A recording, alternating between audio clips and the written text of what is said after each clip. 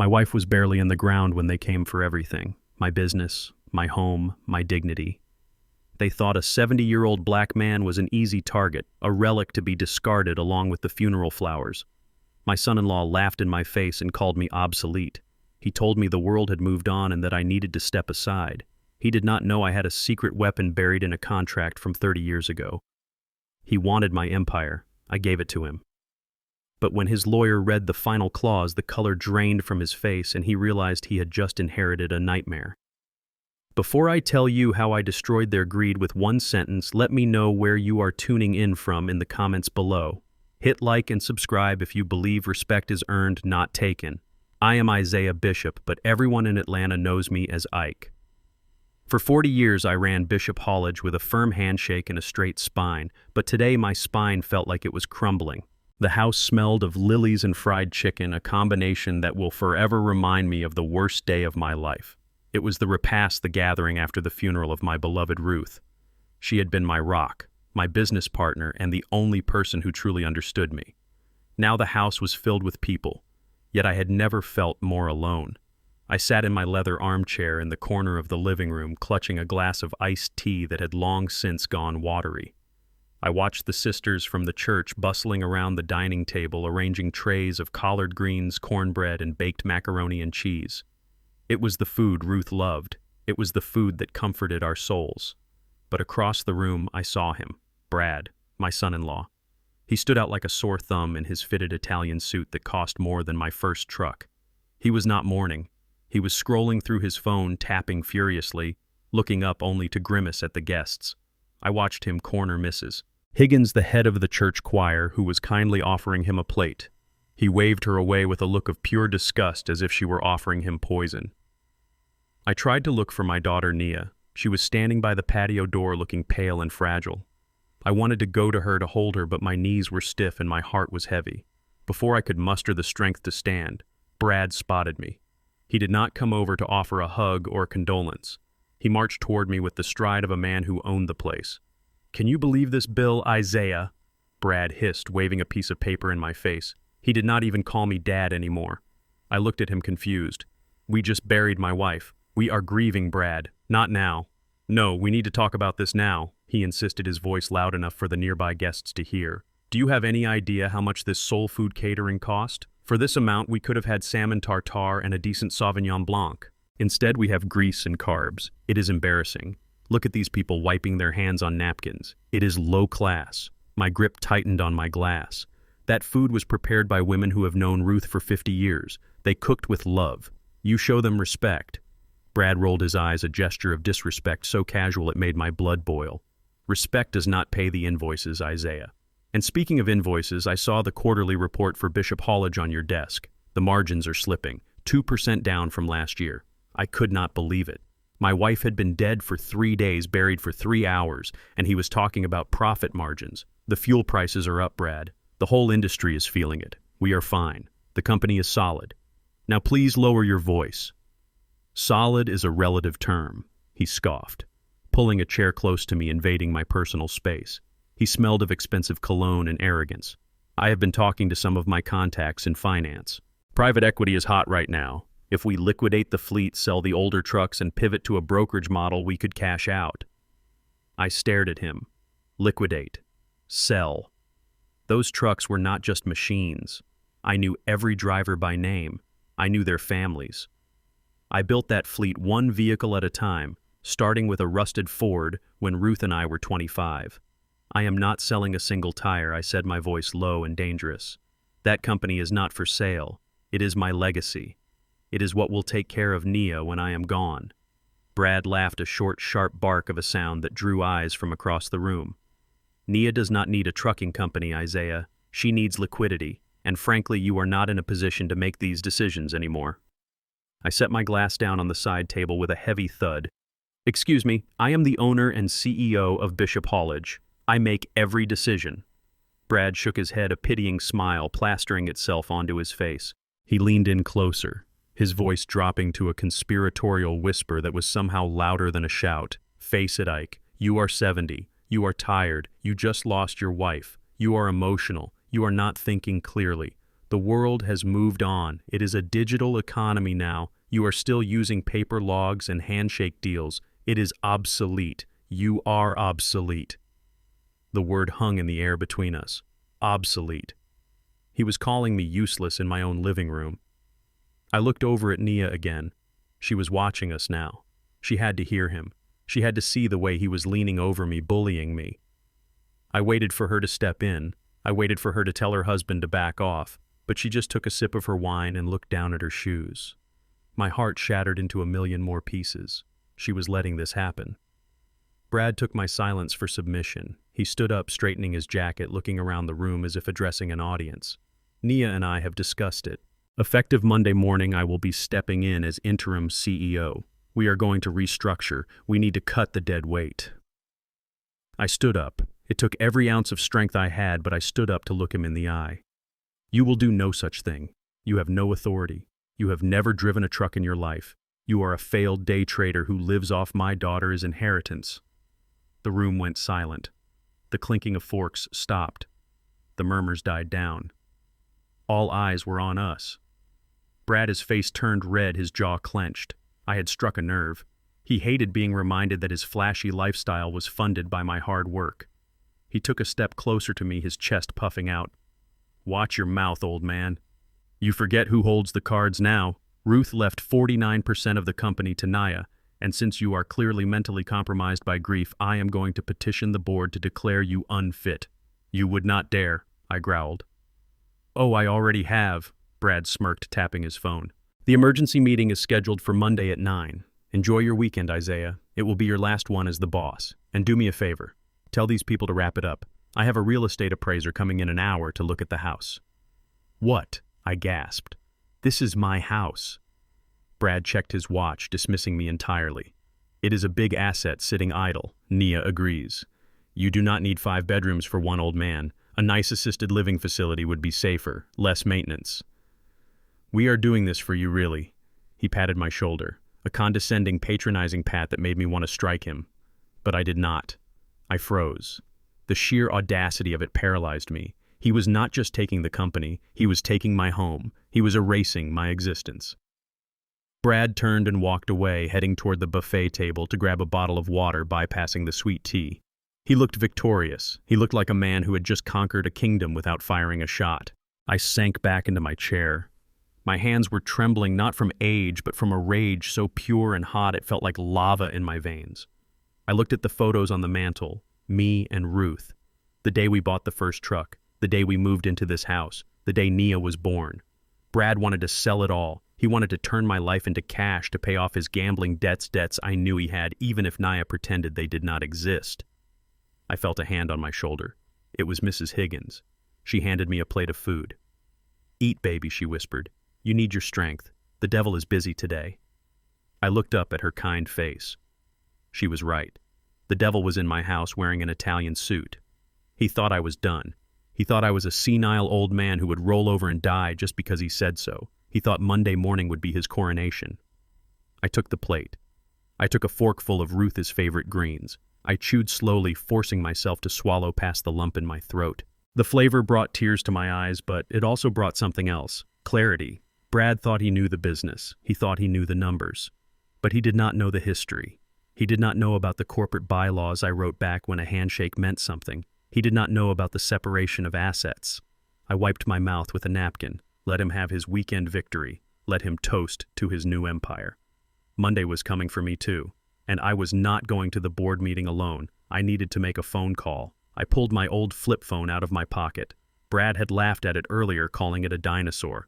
But this dinosaur had the number of the one man Brad should fear more than anyone. My old lawyer, Saul Cohen. I dialed the number. It rang once. Twice. Hello, Saul, I said, my voice steady for the first time all day. Isaiah Saul, his gravelly voice answered. I am so sorry about Ruth. Save it, Saul, I said, watching Brad laugh across the room as he toasted with a glass of my best scotch. I need you to find the 1995 land lease agreement, the one with the clause 4.2. There was a pause on the other end. Then I heard the rustle of papers and a low chuckle. The nuclear option. Are you sure, Isaiah? I looked at my daughter, who was still refusing to meet my eyes. I looked at my son-in-law, who was already treating my home like a liquidation sale. I have never been more sure in my life, I said. Meet me at the office on Monday, and Saul, wear your best suit. We are going to a funeral, but this time it is not going to be mine. I woke up the next morning not to the smell of coffee or the sound of birds, but to a strange scratching noise coming from downstairs. It sounded like masking tape being peeled off a roll. Zip, stick, zip, stick. For a moment I forgot. I forgot Ruth was gone. I forgot about the funeral yesterday. I forgot about Brad's threats. I lay there in the half-light staring at the ceiling fan that Ruth and I had installed 20 years ago during a heat wave. Then reality came crashing back down on me like a bag of cement. I threw the covers off and put on my robe. My joints were stiff, screaming at me to go back to sleep, to hide from the world for just one more day. But the noise continued. Zip, stick. I walked out into the hallway.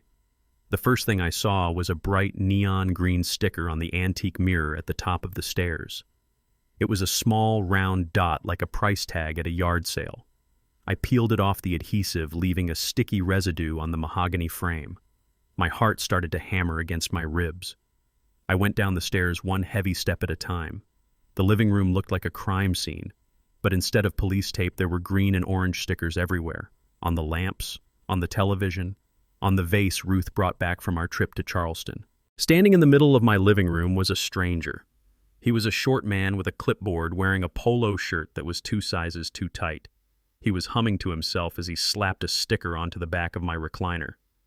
"Excuse me," I barked, my voice rough with sleep and anger. "Who are you, and why are you tagging my furniture?" The man jumped, dropping his pen. He looked toward the kitchen. Mr. Larson asked me to inventory the high-value items first." Mr. Larson, that was Brad. I marched into the kitchen. There they were. Brad and Nia sitting at my breakfast table, drinking my coffee out of my mugs. Brad had a laptop open. Nia was staring into her cup, her shoulders hunched. "Good morning, sunshine," Brad said, not looking up from his screen. "I see you met Gary. He is the best appraiser in the city. He is going to give us a fair market value for everything by noon." I gripped the back of a kitchen chair so hard my knuckles turned white. "Get him out. Get him out of my house right now," Brad sighed, closing his laptop with a dramatic snap. He spun around in his chair to face me. "Isaiah, be reasonable. We are just getting ahead of the curve. This house is 4,000 square feet. It is a money pit. The heating bill alone could feed a family of 4. We are doing you a favor." I looked at Nia, my little girl. She was wearing one of her mother's old cardigans, looking like a ghost. "Nia, tell me you did not agree to this. Tell me you are not letting this man sell your mother as things before the grass has even grown on her grave." Nia finally looked up. Her eyes were red and rimmed with dark circles. She looked exhausted, but there was something else in her eyes. Fear, and a rehearsed resolve. "Daddy, please," she said, her voice trembling. "Brad is right. You cannot manage this place alone. It is too much. Mom would want you to be comfortable. She would not want you stressing about gutter cleaning and property taxes. Ruth would want me to live in the home we built," I said, my voice rising. "We paid off this mortgage 15 years ago. There is no stress, Nia. The only stress I have is standing right next to you." Brad stood up then, walking over to the counter to pour himself more coffee. He moved with an arrogance that made my skin crawl. "Look, Ike, I ran the numbers. If we sell the house now, while the market is hot, and liquidate the contents, we are looking at a net cash injection of nearly $800,000. He pulled a glossy brochure out of his bag and slid it across the table toward me. I picked it up. Golden Horizon Senior Living Community. On the cover, an old white couple was smiling while playing chess. "It is a luxury facility," Brad said, sounding like a late-night infomercial. "Heated pool, 24-hour medical staff. Meals prepared by chefs, not cafeteria ladies. And the best part, it only costs $6,000 a month." "And the rest of the money?" I asked, dropping the brochure into the trash can without opening it. "What happens to the other $700,000? Brad smiled, a shark-smelling blood. "That is the beauty of it. I have an opportunity. A cryptocurrency exchange platform that is about to go public. If we get in on the ground floor next week, that money could triple in 6 months. We are talking about generational wealth, Isaiah. We could secure Nia's future." I laughed. A dry, bitter sound. "Crypto. You want to sell my home, the home where your wife took her first steps to buy magic internet money? It is the future of finance, Brad shouted, losing his cool for a second. You would not understand. You are still moving boxes from point A to point B. I'm talking about decentralized assets. I walked over to the hallway door. I could hear Gary, the appraiser, in the music room. The music room was sacred. I walked in just in time to see him leaning over Ruth's baby grand piano. He had a green sticker in his hand. He was about to slap it right onto the polished ebony wood right above the keys where Ruth's fingers had danced 1,000 times. Do not touch that, I roared. Gary froze. I walked over, grabbed him by the collar of his cheap polo shirt, and shoved him toward the front door. Get out, take your stickers, and get out of my house. Hey, Brad came running into the room, Nia trailing behind him. You cannot treat people like that. I opened the front door and pushed Gary out onto the porch. He scrambled down the steps, dropping his clipboard. I slammed the door and locked it. Then I turned to face my family. You are insane, Brad hissed. That man was going to make us rich. I am not selling, I said, my voice deadly calm. I am not moving to a nursing home. And you are never, ever getting a dime of my money to gamble on your digital coins. Nia burst into tears. It was a loud wailing sound that echoed off the high ceilings. Daddy, why are you being so selfish? The word hit me like a physical blow. Selfish. I had worked double shifts for 20 years so she could go to private school. I had stayed up nights fixing trucks so she could have debt-free college. Selfish, I whispered. Yes, she screamed, her face blotchy and distorted. You do not need all this. You are one person. Brad and I are drowning in debt. We need a fresh start. Mom wanted us to be taken care of. Why are you hoarding everything? Brad put his arm around her, playing the role of the protective husband. See what you are doing. You are upsetting her. You are so obsessed with your pride, you cannot see that your daughter is suffering. He reached into his pocket and pulled out a folded piece of paper. It was wrinkled and coffee-stained. Fine, Brad said, his voice dropping to a cold, hard tone. We tried to do this the nice way. We tried to make it a family decision. But you want to play the dictator. He unfolded the paper and held it up. It was a printout of a legal document. I recognize this, Brad said. It is the shareholder agreement for Bishop College. You own 51%. Ruth owned 49%. I stared at him. And Ruth left her shares to Nia. I know that. Exactly. Brad smiled, but it was not a happy smile. It was the smile of a predator who had just found a weakness in the fence. Nia owns 49%. And as her husband, I advise her on her assets. So what I said, I am still the majority shareholder. I am the CEO. For now, Brad said. But there is a clause in here. Clause 12. In the event that the majority shareholder is deemed mentally incapacitated or acts in a way that is detrimental to the financial health of the company, the minority shareholders can call for an emergency vote of no confidence to remove him. He took a step closer. You just physically assaulted an appraiser. You are refusing to monetize assets to cover debts. You are emotional, unstable. You are bluffing, I said, though my stomach turned over. Am I? Brad challenged. I have already called the other 2 board members, your old friends Bill and Jerry. I told them about your outburst at the funeral. I told them you are confusing invoices. I told them you are losing it. He leaned in his face inches from mine. They are worried, Ike. They are very worried about their dividends. And tomorrow morning at 9 a.m., we are going to have a vote. Nia will vote against you. Bill and Jerry just need a little push to join her. And once you are out as CEO, we will sell the company, liquidate the assets, and you will not be able to stop us. I looked at Nia. She was not crying anymore.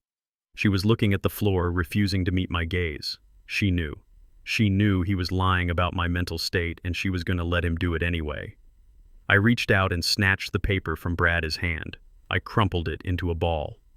Get out, I said. Brad laughed. We are leaving. We have a board meeting to prepare for. Come on, Nia. He took her arm and led her toward the door. As they stepped out onto the porch, Brad turned back one last time. Look around, Isaiah. Enjoy the view. Because by this time next week, the only thing you will be looking at is the wall of a state nursing home. He slammed the door. I stood in the silence of my hallway. The neon green stickers were still there mocking me. They had invaded my sanctuary. They had turned my daughter against me. And now they were coming for the one thing I had left. My life is work. I walked over to the window and watched them get into Brad's flashy sports car. He was gesturing wildly, probably planning how to spend the money he did not have yet. Nia was staring out the window looking like a prisoner in her own life. I looked down at the crumpled ball of paper in my hand. He thought Clause 12 was his golden ticket. He thought he could use the law to destroy me. I smoothed the paper out on the side table. My hands were shaking, but not from fear, from adrenaline. "You want a board meeting, Brad?" I whispered to the empty room. "I will give you a board meeting." I went to the kitchen and picked up the phone again. I dialed Saul Cohen his number. "Saul," I said when he answered, "change of plans, bring the full binder. And Saul, bring the file on the land trust. The one we set up before Nia was even born." I hung up the phone. I peeled a green sticker off the wall and stuck it onto the crumpled paper. They wanted a war. They had no idea they had just declared it on a man who had been fighting battles since before they were born. Monday mornings at Bishop Hallage always smelled the same. It was a mix of diesel fuel wet pavement and the strong dark roast coffee that my dispatcher, Old Man Miller, brewed in the break room. For 40 years that smell was my perfume. It was the scent of progress. It was the scent of the American dream that I had clawed out of the dirt with my bare hands. I pulled my truck up to the main gate at 6:30 sharp, just like I had every single day since 1982. The sun was just starting to peek over the Atlanta skyline, painting the chrome bumpers of my fleet in shades of gold and orange. I felt a swell of pride in my chest. Whatever Brad said, whatever Nia thought, this was mine. I built this, and I was going to fight for it. I rolled down the window and reached out to tap my security badge against the reader. Beep. A harsh, low tone. The little light on the box flashed red. Access denied. I frowned, rubbing the card against my sleeve. Maybe it was dusty. I tapped it again. Beep. Red light. A cold knot formed in my stomach. This system never malfunctioned. I had installed it myself. I looked through the chain link fence toward the guard booth. Usually Sam would be sitting there reading the sports section, waiting to wave me in. Sam had been with me for 10 years. He was a good man, a grandfather who needed the insurance for his wife's dialysis. But Sam was not in the booth. Instead, a stranger stepped out. He was a mountain of a man, white with a buzz cut and a tactical vest that looked like he was ready for a war zone, not a trucking yard. On his chest was a badge for a private security firm I had never hired. Titan Security. I opened my car door and stepped out. "Excuse me, son," I called out, trying to keep my voice steady. "The reader seems to be down. Can you open the gate? I am Isaiah Bishop. I own this place." The man did not smile. He did not walk over to the gate. He just stood there, arms crossed over his chest, staring at me through mirrored sunglasses. "Mr. Bishop," he said, his voice flat and robotic, "I have been instructed not to allow you access to the premises." I laughed. It was a nervous, confused laugh. "Instructed? Instructed by whom? This is my company. My name is on the sign right above your head." The guard did not look up at the sign. He reached for the radio on his shoulder. "Target is at the gate," he mumbled. "Target. I was a target at my own company." Suddenly, the glass doors of the main office building swung open. I expected to see my shift supervisors. I expected to see my drivers. Instead, I saw Brad. He was walking with a strut I had never seen before. He was flanked by 2 more of these tactical security guards. He stopped about 10 feet from the gate safe on the other side of the fence. He looked at me like I was a beggar asking for change. "Good morning, Isaiah," Brad said. He sounded bored. "Open this gate, Brad," I said, my hands gripping the cold steel of the fence. "Open it now before I call the police." "Go ahead." Brad shrugged. "Call them. They will just enforce the court order I am holding right here." He held up a document pressed against the chain link so I could see it. It was thick, stamped with the seal of the Fulton County Superior Court. I squinted to read the bold text at the top. Temporary restraining order and emergency injunction. Based on credible evidence of declining mental capacity and financial mismanagement, Brad read aloud, savoring every syllable. "The board has voted to suspend Isaiah Bishop from all executive duties effectively immediately. You are barred from the property to prevent further destruction of company assets." "Destruction of assets," I choked out. "I built these assets. I polished every one of these trucks. You assaulted an appraiser yesterday." "Isaiah," Brad said, shaking his head with fake sadness. "You are erratic." Nia signed the affidavit. "She is worried about you." We all are. We cannot let you drive the company into the ground just because you are having episodes. I looked past him. I saw faces pressed against the office windows. My employees, my people, they were watching. They looked terrified. I saw Sam, the old guard, standing by the dumpster looking at his feet. He had been pushed aside just like me. Brad noticed me looking. Don not bother waving Ike. We are restructuring. The old staff is being phased out. Titan Security is handling operations now. We need a more professional look. I looked at the white guards surrounding him. I looked at my mostly black workforce peeking out of the windows. A professional look.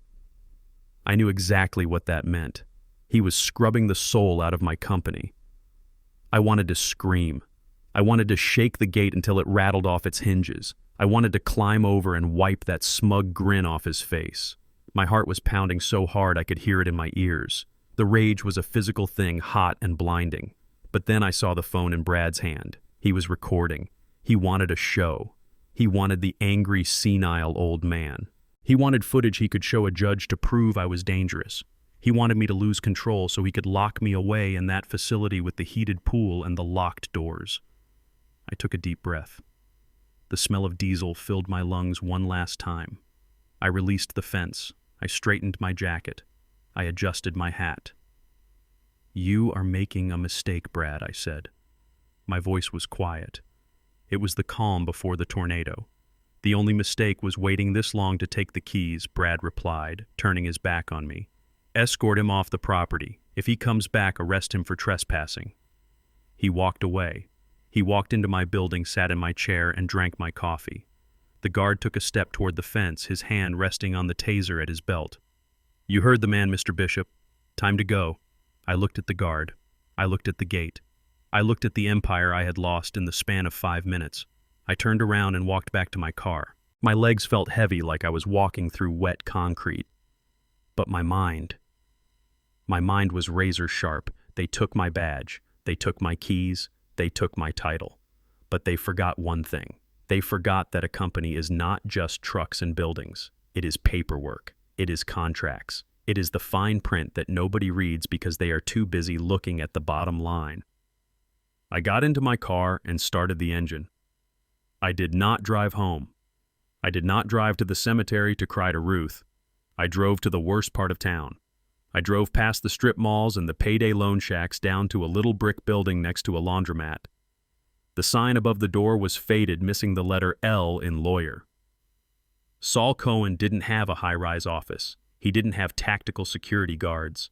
He wore suits that were out of style in 1990, and he smoked cigars that smelled like burning tires.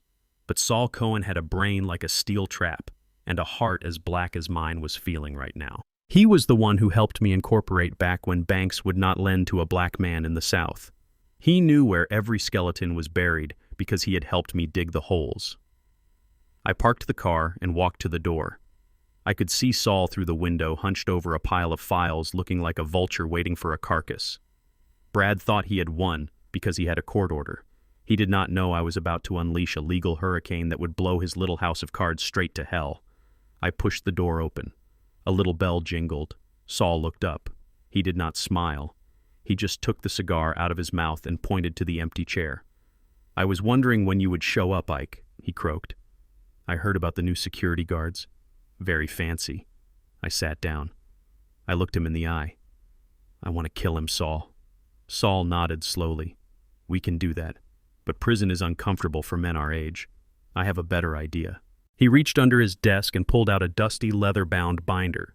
"Do you remember the land trust, Ike? The one we set up to protect the property from creditors back in '95? I nodded, vaguely. Saul blew a smoke ring into the air. "Brad is looking at the corporate assets, the trucks, the accounts, the client list. But he forgot to check who owns the dirt underneath his feet." He opened the binder. The pages were yellowed with age. "Let him play CEO for a few days," Saul grinned, revealing yellow teeth. "Let him sign the papers. Let him think he is the king of the world.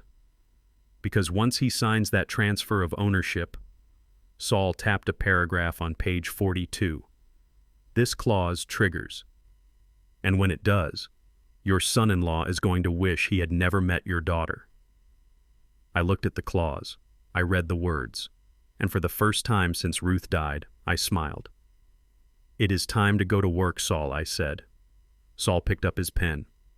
"It is going to be a pleasure, Ike. A real pleasure." The humiliation started at the grocery store. It was a mundane Tuesday, or as mundane as a day can be when your entire life is being dismantled by the people who are supposed to love you. I stood in the checkout line at Kroger with a loaf of bread, a carton of eggs, and a small bag of coffee beans. The total was $24.15. I swiped my debit card. The machine beeped. A harsh, low sound that made the cashier frown. "Declined," she said loud enough for the woman behind me to hear. I felt a flush of heat creep up my neck. "That is impossible," I said, forcing a smile. "I have been banking with that institution for 40 years. Try it again, please." She sighed a heavy, impatient sound and swiped it again. Beep. Declined. Contact your financial institution. I looked at the line of people behind me. I saw pity in their eyes. They saw an old black man in a worn jacket who could not afford eggs. They did not see a CEO. They did not see a man who had put 3 kids through college on scholarships he funded. They just saw poverty. I pulled a crumpled $20 bill and a handful of quarters from my pocket, paid for the items, and walked out with my head down. When I got to my car, I called the bank. The automated voice told me my accounts had been frozen due to suspicious activity reported by the power of attorney. Brad. He had moved faster than I anticipated. He had cut off my blood supply, but the real blow came when I got home. My phone, which had been strangely silent all morning, suddenly started buzzing. It was a text from Jerry, my oldest friend and a board member at Bishop College. "I am so sorry," Ike, the text read. "We did not know it had gotten this bad. We are praying for you." I frowned. What had gotten bad? I called Jerry immediately. He answered on the first ring, his voice hushed. "Ike, you shouldn't be calling me," he whispered. "Brad said you might get agitated." "Agitated? Jerry, what are you talking about?" "Why are my accounts frozen?" Jerry paused. "You mean you haven't seen the email?" "The company-wide memo." My stomach dropped. "Send it to me, Jerry, now." A minute later, my phone pinged. It was an email sent from the CEO's office.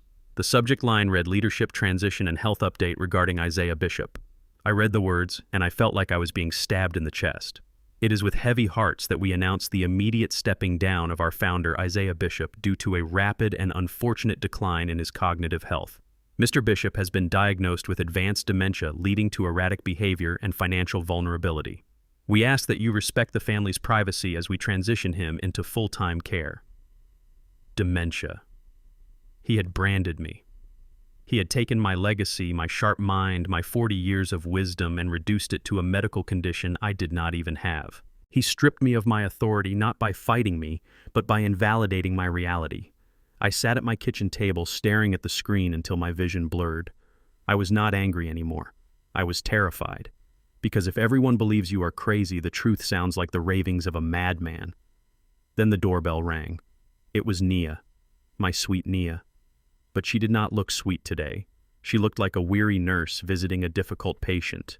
She was carrying a plastic bag and that same stack of brochures. "Dad," she said softly, letting herself in. "I brought you some groceries. I know your card isn't working." She set the bag on the counter. It was filled with soft foods. Applesauce, pudding, oatmeal, food for a toothless old man, food for an invalid. "Nia," I said, standing up, "I do not have dementia. Brad is lying to you. He is lying to everyone." Nia sighed, leaning against the counter. She looked so tired. "Dad, please. Don't make this harder than it has to be. We have the proof." "Proof?" I asked. "What proof?" She reached into her purse and pulled out a bank statement. She slid it across the table. "Last week," she said, her voice trembling, "you wired $50,000 to an account in Lagos, Nigeria. The bank flagged it as a romance scam. Brad managed to stop it just in time." I stared at the paper. There it was. My name. My account number. A transfer request for $50,000, dated last Tuesday at 2 p.m. "I did not do this," I whispered. "Nia, look at me. I was at the funeral home last Tuesday at 2 p.m. I was picking out your mother's casket." Nia shook her head, tears welling up in her eyes. "No, Dad. The funeral home appointment was at 10. By 2, you were here alone. Brad said he found you on the computer talking to someone online. He didn't want to embarrass you, so he didn't say anything until he saw the transfer." I looked at the date. I looked at the time. A fog of doubt began to creep into my mind. Was I home at 2? I remembered the morning clearly. The casket, the velvet lining, but the afternoon I remembered sitting in this chair. I remembered feeling numb. Did I turn on the computer? Did I click on something? Grief is a heavy blanket. It muffles time. It distorts memory. For a split second, the most terrifying second of my life, I questioned my own sanity. Maybe Brad was right. Maybe I was losing it. Maybe the stress of losing Ruth had broken my brain. Nia saw the hesitation in my eyes. She seized on it. "See?" she said, gently placing a hand on my arm. "It is okay to forget Dad. It is part of the disease. That is why we need to get you to Golden Horizon. They can help you. You will be safe there. You won't have to worry about money or scammers or businesses anymore. Brad is just trying to protect you." She left the brochures on the table. "Think about it, Dad. We are moving your things on Friday. It is for the best." She kissed my forehead like I was a child and left. I sat in the silence of the house that suddenly felt like a prison. The doubt was a poison spreading through my veins. I looked at the bank statement again. It looked so real. The numbers were precise. I needed air. I needed to breathe. I walked out to the garage. My old Ford pickup truck sat there gathering dust. I hadn't driven it in a week. I opened the door and sat in the driver's seat, gripping the steering wheel. This was the only place I felt like myself. I looked at the dashboard. Mounted on the windshield was my dash cam. I had installed it years ago, a habit from my trucking days. Trust everyone but cut the cards. Record everything. I looked at the little device. It had a motion sensor mode. It recorded whenever someone walked in front of the truck or opened the garage door. My heart skipped a beat. If I was home last Tuesday afternoon, the truck would have been here. I pulled the SD card out of the camera. My hands were shaking so bad I almost dropped it. I ran back into the house, into my study. I booted up my desktop computer, the same computer I allegedly used to wire the money. I inserted the card. I opened the folder for last Tuesday. There were dozens of clips. Me leaving at 9:30 for the funeral home. Me coming back at noon. Then silence. Until 1:45 p.m. The camera positioned in the garage faced the side door of the house, the door that led directly into the mudroom and then the study. At 1:45, a car pulled into the driveway. It was not my car. It was a silver Porsche, Brad's car. I watched, holding my breath. Brad got out of the car. He was not at work. He was supposed to be at a conference in downtown Atlanta. He looked around, checking the street. Then he walked to the side door. He used a key. He let himself in. The clip ended. The next clip started at 2:30 p.m. Brad walked out. He was holding my laptop bag. He put it in his trunk. Then he went back inside. 5 minutes later, he came out again without the bag and drove away. I froze the frame on his face. He was smiling. He had come here while I was napping upstairs, medicated with grief. He had used my computer. He had made the transfer himself or spoofed it. He had manufactured the evidence of my insanity. The fog in my brain vanished instantly. The doubt evaporated, replaced by a cold, hard clarity that was sharper than any knife. I was not crazy. I was not senile. I was being framed. I looked at the bank statement Nia had left on the table. It was a forgery or a manipulation orchestrated by a man who knew my passwords because I trusted him. I leaned back in my chair. The fear was gone. The sadness was gone. Brad had made a fatal error. He thought he was playing against a confused old man. He thought he could gaslight me into signing away my life. But the camera does not lie, and neither does the timestamp. I picked up the phone. I did not call Nia. I did not call the bank. I called Saul Cohen. "I have the smoking gun, Saul," I said. "Good," Saul rasped. "Because I just found something else in the corporate bylaws. Clause 4.2 is just the beginning, Ike. If we can prove fraud, we don't just take the company back. We send him to prison." I looked at the freeze frame of Brad's smiling face on my monitor. "He wants to put me in a home," I whispered to the screen. "I am going to put him in a cell." I ejected the SD card and put it in my safe. Then I went to the kitchen and threw the nursing home brochures into the trash compactor. I listened to the machine crush them into nothing. It was time to stop being the victim. It was time to be the CEO again. For 3 days I became a ghost in my own home. I did not answer the door. I did not answer the phone. I let the voicemail fill up with messages from Nia oscillating between fake worry and real annoyance. "Dad, please pick up. We are worried. Dad, the movers are coming on Friday. Be ready." Dad stopped being childish. To them, my silence was the sound of defeat. They imagined me curled up in bed, staring at the wall, waiting for the inevitable end. They thought I was broken, a senile old man accepting his fate. They were celebrating my surrender. I could almost hear the champagne corks popping in Brad's luxury condo uptown. But they were wrong. My silence was not surrender. It was the deep, heavy silence of a hunter waiting in the brush. The curtains were drawn, but the lights in my study burned bright 24 hours a day. I was not sleeping. I was working, and I was not alone. Saul Cohen sat across from me at my mahogany desk. He looked like a rumpled heap of laundry, his tie loosened, his sleeves rolled up, and a half-eaten box of pizza sitting on top of a stack of legal pads. The room smelled of pepperoni old paper and the cheap cigars Saul chewed on but never lit inside the house out of respect for Ruth. We were drowning in paper. While Brad was out there talking about digital assets and cryptocurrency and cloud storage. Saul and I went back to the bedrock. We went back to the physical archives. We pulled boxes from the attic that had not been opened since the Clinton administration. You know, Ike, Saul grumbled, rubbing his bloodshot eyes. Most people would just take the buyout and go play golf. Why are we doing this? I looked at a photo of Ruth on the wall because they did not just want the money, Saul. They wanted to erase us. They wanted to strip the paint off the trucks and put a new logo on the door. They wanted to pretend Bishop Hollidge started the day Brad walked in. I cannot let that happen. Saul nodded. He understood. He dug back into the file labeled Corporate Formation 1995. This was the year we expanded. The year we bought the big lot on Industrial Boulevard. The year we went from a mom-and-pop outfit to a regional player. I remembered sitting in this very room terrified of the debt I was taking on. Saul had been there then too. He had told me I needed to protect myself. He had told me to structure the company in a specific way to shield my personal assets from lawsuits. I had listened to him then. But over the decades as business boomed and life got comfortable, I had forgotten the details. I had just signed where Saul told me to sign. Now we were looking for a needle in a haystack of legalese. "Wait a minute," Saul said. His voice was quiet, but it cut through the hum of the air conditioner like a knife. He pulled a document out of a blue folder. The paper was yellowed at the edges. He adjusted his thick glasses and squinted.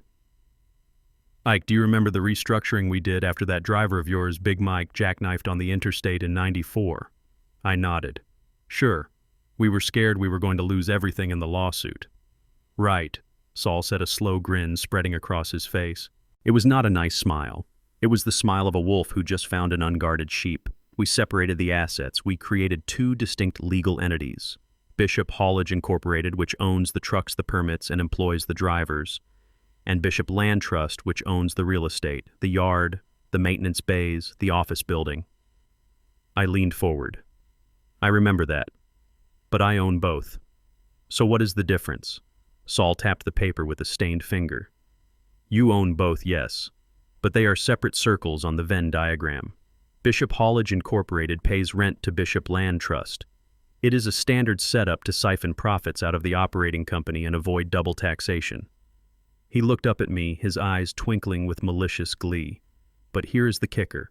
Brad is petitioning the court to take control of Bishop Hollidge Incorporated. He wants the operating company. He wants the brand. He wants the cash flow. But the land, the dirt, under the tires, that is in the trust. And the trust is not part of the corporate acquisition." I sat back, my mind racing. "So if he takes the company, he takes the truck Saul finished, but he does not take the parking lot." "That is good," I said, rubbing my chin. "But he can just keep paying rent, right? The lease probably transfers over." Saul flipped a few pages. He ran his finger down a column of dates. He stopped at the bottom of page 6. He started to laugh. It was a dry, rasping sound that turned into a cough. "Oh, Isaiah, God loves you. He really does." What I asked, "What is it?" Saul turned the document around so I could see it. "Look at the expiration date of the master lease agreement." I looked. 30 years, commencing June 1st, 1995, ending May 31st, 2025. I looked at the calendar on the wall. Today was June 15th. "The lease expired 2 weeks ago," I whispered. "Exactly," Saul said, slamming his hand on the desk. "It expired." And because you were the owner of both sides, nobody noticed. Nobody sent a renewal notice because you would have just been mailing a letter to yourself. So, what does that mean, I asked, feeling a surge of adrenaline. It means Saul said, leaning in close, that as of right now, Bishop Hollage Incorporated is occupying the premises on a month-to-month basis. There is no contract, no protection, and as the sole trustee of the land trust, I can kick them out. I finished the realization hitting me like a bolt of lightning. You can do more than that, Saul said. You can evict them. You can raise the rent to $1 million a month. You can turn the power off. Without a lease, they are just squatters with 18-wheelers. I stood up and walked to the window. I pulled back the curtain just an inch. Outside, the street was quiet, but in my mind, I could see the chaos. Brad wants the company, I said softly. He thinks he is buying a golden goose. Saul chuckled. He is buying a goose, all right, but he does not know the goose is homeless. I turned back to Saul. But wait. If we tell him this now, he will just force me to sign a lease extension before he closes the deal. He has the power of attorney. He has the court order. Saul shook his head. No. The court order gives him control over the operating company because that is where the alleged mismanagement is. It gives him control over your personal finances because of the alleged dementia, but the land trust, that is a separate entity with a separate successor trustee. And guess who the successor trustee is if you are deemed incapacitated? I held my breath. Who? Me. Saul grinned. And I have not been declared senile by anybody. I am just a grumpy old lawyer who forgot to renew a lease. I felt a weight lift off my shoulders, a weight I had been carrying since the funeral. So the plan is... I started. The plan is silence, Saul said, closing the binder with a satisfying thud. We let him think he has won. We let him force you out. We let him sign the papers to take full ownership of Bishop Hollage. We let him put his name on the loans and the liabilities. We wait until the ink is dry. We wait until he pops the champagne. And then I said, a cold smile forming on my face. And then Saul said, I send him an eviction notice. 48 hours to vacate the premises. I looked at the phone on my desk. It started buzzing again. It was Nia. Let it ring, Saul said. I watched the screen light up. I watched my daughter's name flash. She was part of this too. She had chosen her side. She had chosen the man who wanted to sell her mother's piano over the father who had built her world. I am not just going to evict them, Saul, I said. I am going to crush them. I sat back down. The fear was gone. The hesitation was gone. The 3 days of silence had been a crucible burning away the soft parts of my heart. What was left was hard, cold, and ready for war. Brad wanted to play business tycoon.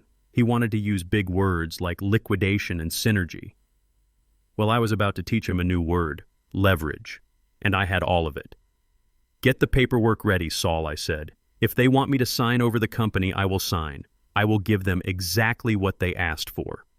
Saul pulled a fresh cigar from his pocket and stuck it in his mouth unlit.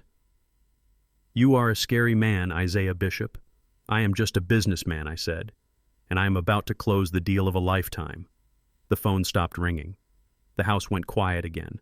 But this time the silence was not empty. It was loaded. It was waiting. Tomorrow I would emerge from my house. I would play the part of the beaten old man. I would shuffle my feet. I would let my hand tremble. I would let Brad gloat. Because I knew something he didn't. He was fighting for the crown. But I owned the castle. The hardest part of a lie is not the words you speak, but the silence you keep while the other person judges you. For 40 years, I built a reputation as a man of iron. I stared down union reps, I negotiated with bankers who wanted to foreclose, and I never blinked. But today, I had to do something much harder. I had to break. I had to become the very thing Brad accused me of being, a confused, broken old man. I spent an hour preparing the stage. I did not shave. I put on my oldest flannel pajamas, the ones with the coffee stain on the pocket that Ruth had tried to bleach out a dozen times.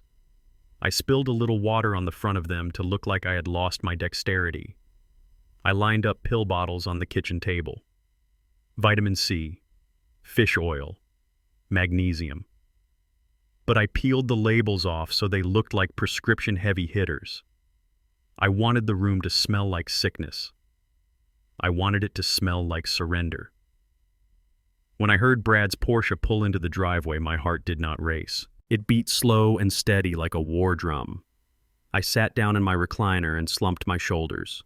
I let my mouth hang open just a fraction of an inch. I practiced a tremor in my right hand. The door opened without a knock. They did not knock anymore. It was their house now, in their minds. Dad Nia called out. Her voice was thin. She sounded anxious. I stayed silent, staring at the blank television screen. Brad walked in first. He was wearing a tennis outfit.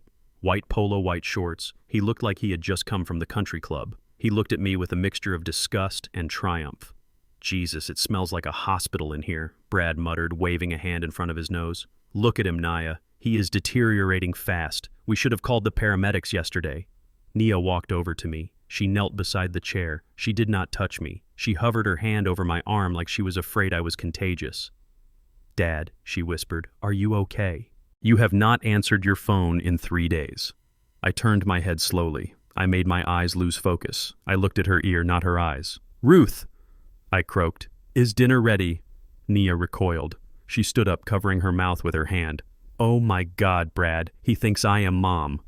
Brad let out a sigh that was pure theatrics. See, I told you. The cognitive decline is rapid. It is the stress. He cannot handle the pressure of the lawsuit. He cannot handle the reality of the business.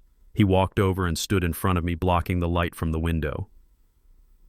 Isaiah, he said loudly, like he was talking to someone who was deaf. Isaiah, can you hear me? It is Brad. I blinked. I focused on him. Then I let my face crumble. I let the tears come. It was not hard. I just had to think about how much I missed my wife and how much I hated the man standing in front of me. Brad. I stammered, my voice trembling. The noise. The lawyers. I cannot take it. Please, make it stop. Brad exchanged a look with Nia. A look that said, I told you so. We can make it stop. Isaiah? Brad said, his voice dropping to that patronizing tone he used with waiters and valets. We can make it all go away. You just have to let us help you. I reached out and grabbed his wrist. My grip was weak intentionality, so. I am tired, Brad. I am so tired. I do not want to go to court. I do not want the guards at the gate. I just want to sleep. Then sign the papers. Brad said, pulling a folded document from his tennis bag. He had brought it with him. He was that confident. Sign the transfer. Let me take the burden of the company off your shoulders. I let go of his wrist. I looked at the floor. If I give you the company, I whispered. If I give you the trucks, will you let me stay here? Brad frowned. Here. In the house. Yes, I said. I do not want to go to the home. I want to die in this house, Brad. I want to be with Ruth as things. You take the business. You take the accounts. You take the headaches. Just leave me the house and my old pickup truck. I saw the gears turning in Brad's head. He was doing the math. The house was worth maybe $800,000. The company, Bishop Haulage, with its fleet and its contracts, was worth 10 times that on the open market. He was thinking about the quick sale. He was thinking about the private equity buyers who were lined up. If he let me keep the house, he could get the company for free without a lengthy court battle, without a competency hearing that could drag on for months. He looked at Nia. She was crying silently. He can keep the house, Brad, she pleaded. It is all he has left. If he gives us the business, we do not need the house money. Brad pretended to think about it. He rubbed his chin, looking pained as if he were making a great sacrifice. I do not know, he said. The maintenance here is expensive, but if it means peace for the family, if it means we can move forward. He looked back at me. Okay, Isaiah, we have a deal. You transfer 100% of your shares in Bishop Haulage Incorporated to us. You resign as CEO. In exchange, we drop the competency hearing and you retain a life estate in the residential property. I nodded slowly. Bishop Haulage Incorporated. I repeated, making sure the words were precise. You take the company. Everything associated with the business. Brad said, his eyes gleaming with greed. The assets, the liabilities, the operations. It becomes mine. And you get to sit here and watch TV. I slumped back in the chair. Thank you, I whispered. Thank you for saving me. Brad barely heard me. He was already pulling out his phone.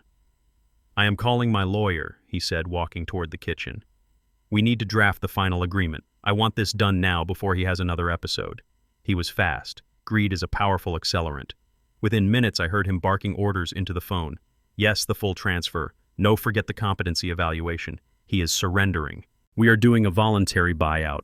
I want the papers ready tomorrow morning, 9 a.m. We are signing at his house. Bring a notary." He walked back into the living room. He looked at me with a smirk that made my blood boil. "It is done," he said. "Tomorrow morning, Isaiah. We end this.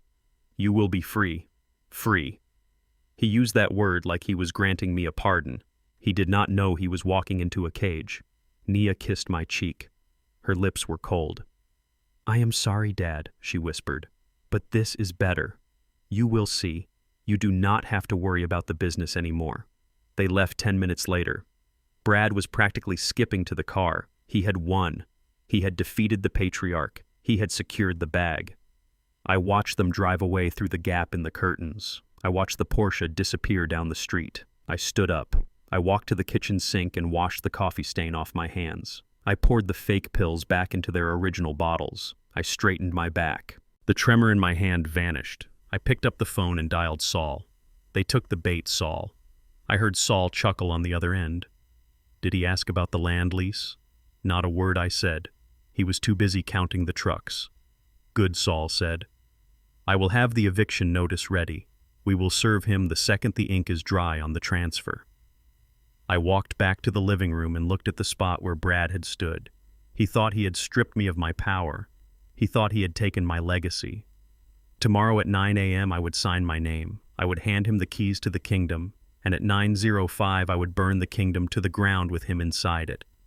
I went upstairs to my closet. I pushed aside the flannel pajamas. I reached into the back and pulled out my suit, my best suit, the charcoal gray one I wore to church, the one I wore when I closed the deal with Ford. I brushed the lint off the lapel.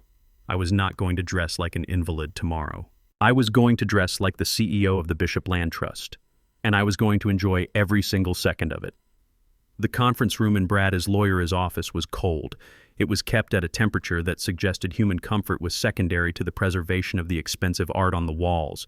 It was on the 42nd floor of a glass tower in Buckhead overlooking the city I had helped build one truckload at a time. But from up here you could not see the sweat. You could not see the potholes. You could only see the gleaming facades of money. I sat at the end of a long mahogany table that looked like a runway. I was wearing my church suit, but I had left the top button of my shirt undone and loosened my tie. I slouched in the ergonomic leather chair, keeping my hands folded in my lap to hide their steadiness. To them, I was a defeated king coming to surrender his crown. To me, I was a Trojan horse. Brad sat at the head of the table. He had invited his entire legal team, 3 men in sharp blue suits who looked like they were carved out of ice. Naya sat to his right. She looked small. She was staring at a bottle of sparkling water as if the bubbles held the answers to the questions her conscience was asking. "We are glad you are being reasonable," Isaiah Brad said. He did not look at me. He was flipping through a stack of documents that was 3 inches thick. "This is a standard asset purchase agreement. It transfers all equity voting rights and operational control of Bishop Hollage Incorporated to the new holding company Nia and I have formed." He slid the stack down the table toward me. It made a heavy, ominous sound against the wood. I reached out and touched the paper. It felt like cold skin. "Is that all?" I asked, keeping my voice low and raspy. "Just the company." Brad stopped flipping pages. He exchanged a look with his lead lawyer, a man named Mr. Sterling, who had a smile that did not reach his eyes. "Well, actually," Brad said, leaning back and tenting his fingers, "there are a few addendums. Since we are doing this the easy way, we need to make sure the transition is clean." He signaled Sterling, who slid another document toward me. "What is this?" I asked, squinting at the fine print. "A non-compete agreement," Sterling said smoothly. "It states that for a period of 10 years you cannot start, manage, consult for, or invest in any logistics or transportation business within a 500-mile radius of Atlanta. Furthermore, you cannot contact any current clients or employees of Bishop Hollage." I almost laughed. I had to bite the inside of my cheek to stop myself. A non-compete. I was 70 years old. Did they think I was going to go out and buy a new fleet and start over? No. This was not about business protection. This was about humiliation. They wanted to make sure that even if I wanted to give advice to a young driver, I would be breaking the law. They wanted to silence me. I looked at Brad. 10 years, I whispered. I will be 80. "You think I'm a threat to you, Brad?" Brad smirked. We just want to make sure you do not get confused, Isaiah. Sometimes in your condition, you might forget you are retired. You might call an old client and say something inappropriate. We are protecting the brand. Protecting the brand. The brand was my name. Bishop. I nodded slowly, acting defeated. Okay. I understand. I will sign it. Good, Brad said. Now there is one more thing. He pulled out a third document. This one was thinner, but I knew it was heavier. The Ruth Bishop Family Trust, Brad said. My head snapped up. That has nothing to do with the company. That is the money Ruth left for the grandchildren, for their education. Brad sighed, looking at Naya with fake sympathy. We know Isaiah. But here is the thing. The trust is heavily invested in low-yield municipal bonds. It is stagnant money. Dead capital. As the current trustee, you have been too conservative. He leaned forward, his eyes gleaming with that dangerous hunger. We want you to resign as trustee. Naya will take over. We can reallocate those funds into high-growth vehicles, the crypto market, tech startups. We can turn that $2 million into $10 million by the time the kids go to college. I looked at Nia. Her hands were trembling around the water bottle. She knew. She knew her mother would never have wanted her hard-earned savings gambled away on internet coins. Ruth had scrubbed floors and balanced books to save every dime of that money. Nia, I said, ignoring Brad. I looked directly at my daughter. Nia, look at me. She slowly lifted her head. Her eyes were red. This is your mother's legacy, I said softly. She wanted the kids to be safe. Not rich. Safe. Are you really going to let him gamble with their future? Naya opened her mouth to speak. I saw a flicker of the girl I raised, the girl who had a conscience. But Brad slammed his hand down on the table. It was a sharp, violent crack that made everyone jump. Stop it, Isaiah, Brad shouted. Stop manipulating her.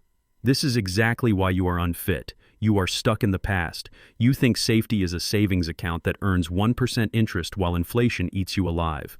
That is why you are poor. That is why you are sitting there in a cheap suit losing your company. He stood up and walked behind Nia's chair, putting his hands on her shoulders. He squeezed them not in a loving way, but in a possessive way. He was marking his territory.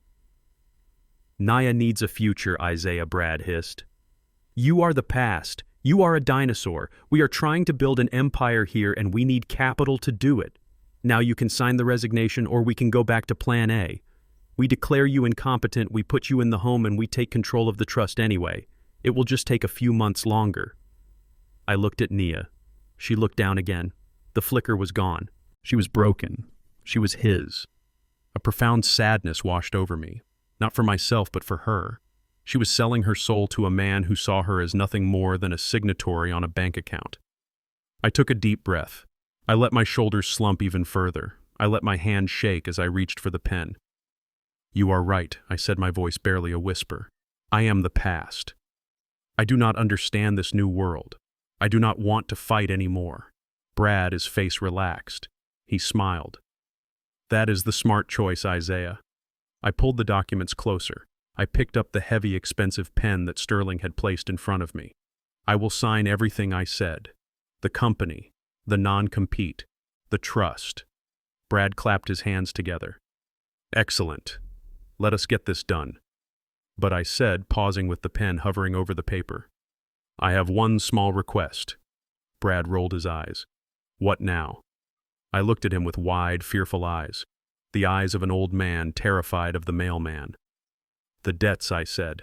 I know the company has lines of credit. I know there are loans for the new trailers. If I sign this, if I am not the CEO anymore, I do not want the bank calling me. I do not want to be responsible if things go wrong. I swallowed hard, adding a dramatic gulp. I just want to live in my house in peace. I do not want to owe anyone anything. Brad laughed. It was a loud, barking laugh that echoed off the glass walls. That is your condition, he asked, looking at his lawyers with amusement. You are worried about the debt. I nodded vigorously. Yes. I want a clause, a waiver.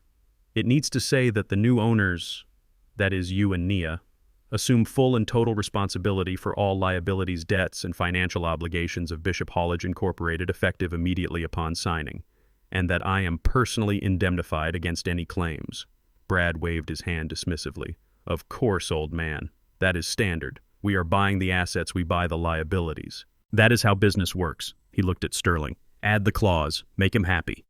Sterling typed furiously on his laptop. He printed out a new page. He slid it over. I read it carefully. It was perfect. It was a complete and total transfer of debt. Every penny the company owed Brad now owed. He was so focused on the assets, on the millions he thought he was getting, that he did not care about the debt. He thought the debt was manageable. He did not know about the loans that were about to be called. He did not know about the lease penalties that were about to hit. I looked at Brad one last time. Are you sure, Brad? You are taking on a lot of weight. Brad leaned back, putting his feet up on the empty chair next to him. Do not worry about me, Isaiah. I know how to leverage debt. It is a tool. You use it to grow. I will have this company refinanced and profitable in 3 months. You just enjoy your retirement. I signed. I signed the transfer. I signed the non-compete. I signed the resignation from the trust. And finally, I signed the waiver that put a noose around his neck. Brad snatched the papers away the second I lifted the pen. He signed them with a flourish, pressing down hard, carving his name into his own destruction. Done, Brad announced. He stood up and buttoned his jacket. He did not offer to shake my hand. He did not say thank you. He just looked at his watch. Nia, let us go. We have a celebration lunch at the Capitol Grill. Nia stood up. She looked at me. Dad, do you have a ride home? I do not need a ride, I said, putting my pen in my pocket. I have my truck. Brad laughed. Drive safe, Isaiah. Don not get lost on the way back to the suburbs. They walked out. The lawyers packed up their briefcases and followed, leaving me alone in the cold conference room. I sat there for a moment listening to the silence. I looked at the copy of the agreement they had left for me. I turned to the page with the liability waiver. Brad's signature was bold and arrogant. He had just personally guaranteed $3.5 million in debt for a company that as of tomorrow morning would have no place to operate. I stood up. I buttoned my shirt. I fixed my tie. I walked to the window and looked down at the city. You wanted the future, Brad, I whispered to the glass. You just bought it. And it is going to cost you everything. I took out my phone and dialed Saul. It is signed Saul.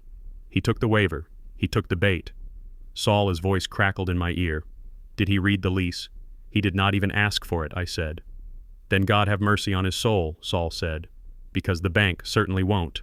I am sending the eviction notice by courier now. It will arrive at 9 a.m. tomorrow. I hung up. I walked out of the office. The receptionist smiled at me as I passed.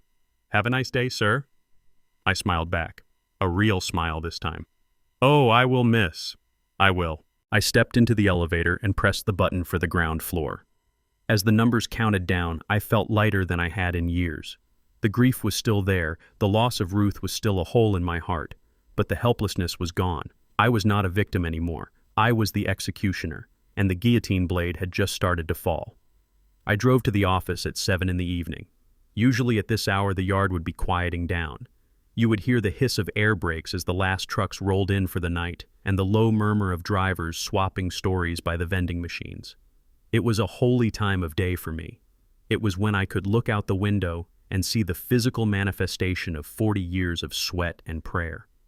But tonight the yard was not quiet. Even from the street I could hear the bass of loud thumping music. It wasn't the blues or the soul music my drivers listened to. It was electronic dance music, a repetitive soulless pounding that rattled the windows of the building I had built with my own hands. I pulled up to the gate. The Titan security guard recognized my truck this time. He didn't step out to stop me. He just smirked and hit the button to open the gate. Brad must have told them to let me in. Let the old man come and collect his trash. Let him see the new regime. I parked in my spot. The sign still said, "Reserved for Isaiah Bishop, CEO." But someone had already stuck a piece of duct tape over my name and written Brad in thick black marker. It was crude. It was childish. It was exactly what I expected. I walked toward the main entrance. The glass doors were propped open. Inside the lobby looked like a frat house after a football game. There were red plastic cups scattered on the reception desk. There were bottles of champagne, expensive champagne sitting in a bucket of ice on the floor. And there were people.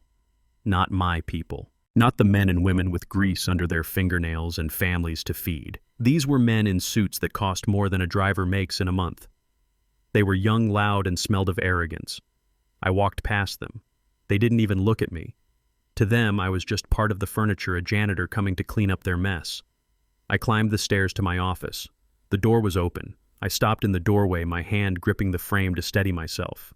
Brad was sitting in my chair, my leather chair that had molded to my back over 2 decades of 14-hour days. He had his feet up on my desk. He was holding a crystal tumbler of whiskey, my whiskey, the bottle I had been saving for my 75th birthday. Around him sat 3 other men. I recognized the type: investment bankers, private equity sharks, men who looked at a company and didn't see people. They saw a carcass to be stripped for meat. To the Empire, Brad shouted, raising his glass. To the Empire, the others chorused, clinking their glasses together, liquid spilling onto my mahogany desk. Brad took a long sip and wiped his mouth with the back of his hand. He spotted me standing there. For a second, he looked surprised, but then his face settled into that familiar, condescending sneer. "Well, look who it is," Brad boomed, waving his hand toward me like he was introducing a circus act. "Gentlemen, meet the history of Bishop Hallage. Isaiah, come in, come in. Don't be shy. We were just toasting to the future." I didn't say anything. I walked into the room. The air was thick with cigar smoke. They were smoking inside. Ruth would have had a fit. "I am just here for my things," I said, my voice steady. "By all means," Brad said, kicking a cardboard box toward me with the toe of his Italian loafer.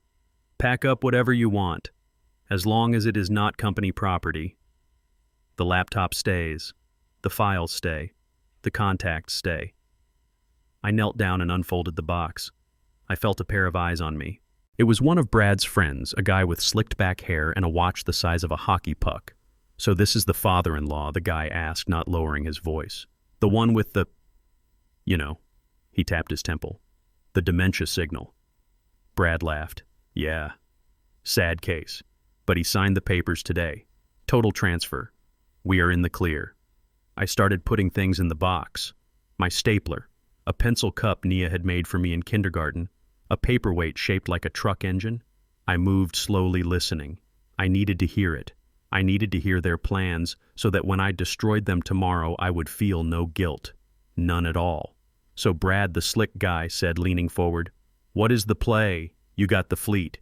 You got the contracts. But the margins are tight on logistics right now. Fuel is killing everyone." I paused, my hand hovering over a stack of business cards. I waited for Brad's answer. I waited for him to talk about efficiency, about route optimization, about negotiating better fuel rates. Brad took a puff of his cigar and blew the smoke toward the ceiling. "Margins. Tyler, you are thinking too small. I am not running a trucking company. Who wants to deal with unions and DOT regulations and drivers whining about overtime?" He leaned in, lowering his voice, but not enough. "The real value isn't the trucks," Brad said, his eyes gleaming. "It is the land." I froze.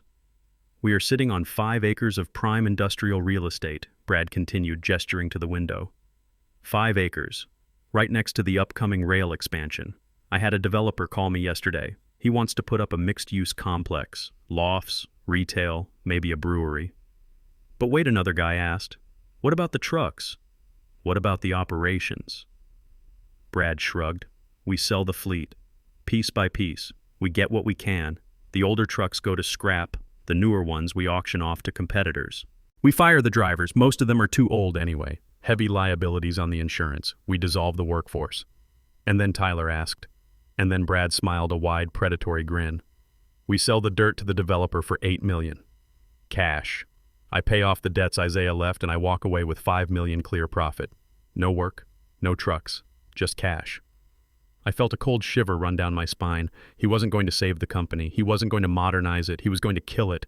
He was going to fire Sam. He was going to fire Miller. He was going to take 40 years of community building and turn it into a parking lot for a brewery. And the Porsche Tyler laughed. Brad toasted the air. A 911 GT3, matte black. It is already on order. I stood up. My knees popped. I put the last item in the box. It was a framed photograph, black and white, taken in 1982. It was me and Ruth standing in front of our very first truck. She was wearing a flower in her hair. I was wearing a work shirt with my name stitched on the pocket. We looked tired, but we looked unstoppable. Brad watched me pick it up. "You can take that," he said dismissively. Sentimental value only. Zero market worth. I looked at the photo. He was right. To him it was worth zero. To me, it was worth more than his life. I tucked the photo under my arm. I picked up the box. I looked at Brad. He was king of the hill. He was sitting on a throne of lies, surrounded by jesters. "You really think you have it all figured out, don't you, Brad?" I asked. Brad chuckled. "I have the papers, Isaiah. I have the signature. I have the company. Yeah, I think I figured it out. Now run along. We have real business to discuss." I walked to the door. I stopped and looked back at the office one last time. I memorized the layout. I memorized the location of the safe. I memorized the look on Brad's face. I looked at the floorboards. Beneath this floor was the foundation. Beneath the foundation was the earth, the dirt, my dirt. "Enjoy the party, gentlemen," I said softly. I walked out into the hallway. The bass music was still thumping downstairs. I walked past the empty cubicles where my dispatchers used to sit. I walked past the wall of Employee of the Month plaques. I whispered to the empty air, "I am sorry, guys. It is going to get ugly for a few days. But hold on. I am coming back." I walked out the front door. The cool night air hit my face. The guard at the gate watched me approach. "Leaving so soon, Mr. Bishop?" he asked, smacking gum. I put the box in the passenger seat of my truck. I climbed in. I started the engine. It roared to life, a deep guttural sound that felt like a growl. "Yes," I said to the guard. "I am leaving. But do me a favor." "What?" he asked. "Tell your boss to enjoy the view tonight," I said, "because tomorrow the landscape changes." The guard rolled his eyes and turned back to his phone. He didn't understand. None of them did. I pulled out of the gate. I drove down the street watching the lights of my office fade in the rearview mirror. Brad was celebrating. He was drinking my whiskey and planning to fire my friends. He was dreaming of a Porsche. He didn't know that at 9 a.m. tomorrow a courier named Mike was going to hand him an envelope. He didn't know that the land he was planning to sell for $8 million wasn't his to sell. He didn't know that he had just personally guaranteed millions of dollars of debt for a company that was effectively homeless. I reached over and touched the glass of the photograph next to me. "We got him, Ruth," I whispered. "We got him cold." I turned the radio on. I didn't play sad music. I found a station playing old-school funk. James Brown, The Big Payback. I tapped my fingers on the steering wheel. "Good luck with the empty shell, Brad," I said aloud. "Good luck with the ghost." I drove home into the night, and for the first time in weeks, I slept like a baby. The kind of sleep you get when you know the storm is coming, and you are the one holding the thunderbolt. The elevator ride to the 42nd floor felt like ascending to a different planet. Down on the street level, Atlanta was hot, humid, and smelled of asphalt and exhaust. It was the smell of work. Up here in the climate-controlled sanctuary of the law firm Sterling & Associates, the air was scrubbed clean of any human scent. It smelled of lemon polish and money. I stepped out of the elevator. The receptionist, a young woman who looked like she had been 3D printed from a catalog of corporate perfection, smiled at me without her eyes crinkling. "Mr. Bishop," she chirped, "they are waiting for you in conference room A." I nodded, clutching my old leather briefcase. It was scuffed and worn, the stitching fraying at the corners. Inside it was empty. I didn't need to bring anything. I was here to give everything away. I walked down the long hallway. The walls were lined with abstract art that probably cost more than my first 3 trucks combined. I saw my reflection in the glass partitions. I saw an old man in a gray suit that was a little too loose around the shoulders. I saw a man walking with a slight stoop, a hesitation in his step. Good, I thought. Let them see the weakness. Let them see the prey. I pushed open the heavy oak doors. The room was vast. One entire wall was floor-to-ceiling glass, offering a panoramic view of the city I helped build. But sitting at the long marble table, Brad and Nia didn't look at the view. They looked at the stacks of paper in front of them. There were 3 piles. Tall, white, ominous towers of legalese. Brad looked up as I entered. He checked his watch. He was wearing a new watch today, a Rolex Daytona. He must have bought it on credit, anticipating the windfall he was about to receive. "You are late, Isaiah," Brad said, not bothering to stand up. "We have the notary here already. Let us get moving. I have a lunch reservation at 12:30 at Bones. I do not want to lose our table." I shuffled to the chair at the far end of the table. I took my time sitting down, groaning slightly as my knees bent. I saw Nia flinch. She was sitting next to Brad, staring at her hands. She looked smaller than she did yesterday. Guilt is a heavy coat to wear, and she was drowning in it. "I'm sorry," I mumbled, placing my briefcase on the floor. "Traffic was bad, and I forgot where I parked." Brad rolled his eyes and looked at his lawyer, Mr. Sterling. "See," he mouthed. Sterling slid the first stack of papers toward me. It made a heavy sliding sound across the polished marble. "This is the transfer of equity agreement, Mr. Bishop Sterling," said his voice smooth and oily. "It formally transfers 100% of your shares in Bishop Logistics Incorporated to the holding company controlled by Brad and Naya." I put on my reading glasses. I took them out of the case slowly. I breathed on the lenses. I wiped them with my tie. I could feel Brad vibrating with impatience. "Just sign the tabbed pages," Dad Nia said softly. "You do not have to read it all. We went over this." I looked at her over the rim of my glasses. "I built this company with a handshake, Nia," I said, my voice trembling just enough. "I want to see what I am signing." Brad sighed loudly. He drummed his fingers on the table. Tap, tap, tap. I opened the first page. "Whereas Isaiah Bishop is the sole proprietor, whereas the transferee desires to acquire..." The words swam before my eyes. Not because I couldn't read them, but because they represented the death of a dream. But then I remembered the camera footage. I remembered the fake dementia diagnosis. I remembered the look on Brad's face when he mocked my drivers. I picked up the pen. It was a heavy, expensive fountain pen. My hand hovered over the signature line. I let it shake. A rhythmic, palsied tremor. Brad leaned forward, his eyes locked on the pen tip. He looked like a wolf watching a wounded deer. I lowered the pen. The tip touched the paper. Then I let it slip. Clatter.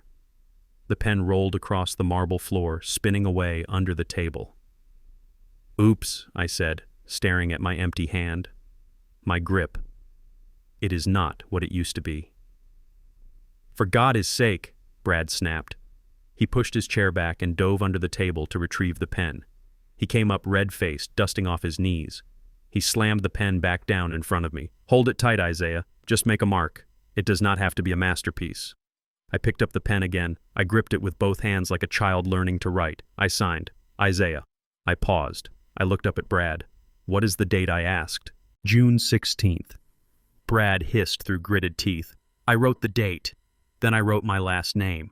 Bishop. "One down," Sterling said, flipping the page. 50 to go. The next hour was a masterclass in torture. I read random paragraphs out loud. I asked questions about clauses that didn't matter. I stopped to drink water, spilling a little on my tie. Brad was losing his mind. He kept checking his watch. He kept texting under the table. "Isaiah, please." Brad finally exploded when I paused on page 30. "We are buying the company. We are taking the debt. We are giving you a life estate in the house. It is a win-win. Why are you dragging this out?" I looked at him. I saw the sweat beading on his forehead. He was so close to the finish line he could taste it. "I just want to make sure I am safe," I said. "The debts, the loans." "We went over this," Brad shouted, slamming his hand on the table. "Look, here is the indemnity clause." He flipped to the back of the stack. "The buyer assumes all liabilities, known and unknown, current and future, associated with the operations of Bishop Logistics Incorporated." He pointed to his own signature, which was already there. Bold, aggressive. I signed it, "Isaiah. I am on the hook, not you. If the company goes bankrupt tomorrow, the bank comes after me. Are you happy now?" I looked at the clause. It was beautiful. It was the rope he would hang himself with. "Yes," I said softly. "I am happy." I signed the page. Then came the resignation letter. "I, Isaiah Bishop, hereby resign as CEO." This one hurt. Even as I act, it hurt. I was signing away my identity, but I reminded myself I wasn't resigning from being the boss. I was resigning from being the victim. I signed it. Then the non-compete. 10 years. I signed it. Finally, the last page, the transfer of the bank accounts. Sterling gathered the documents. He stamped them with his notary seal. Thump, thump, thump. The sound echoed like a gavel. "Congratulations," Sterling said, offering a thin smile. "The transaction is complete." Brad let out a whoop of joy. He stood up and threw his arms in the air. "Yes," he shouted. Finally, he turned to Nia and pulled her up for a hug. She looked limp in his arms, but he didn't notice. He was too busy staring at the stack of signed papers like they were bars of gold. He looked at me. His demeanor changed instantly. The impatience was gone, replaced by the cool, dismissive arrogance of a conqueror. "Well," Isaiah Brad said, buttoning his jacket, "I would invite you to join us for lunch, but I know how you get in crowded restaurants. Plus, we have a lot of strategy to discuss. New era, you know." He picked up the folder containing the executed contracts.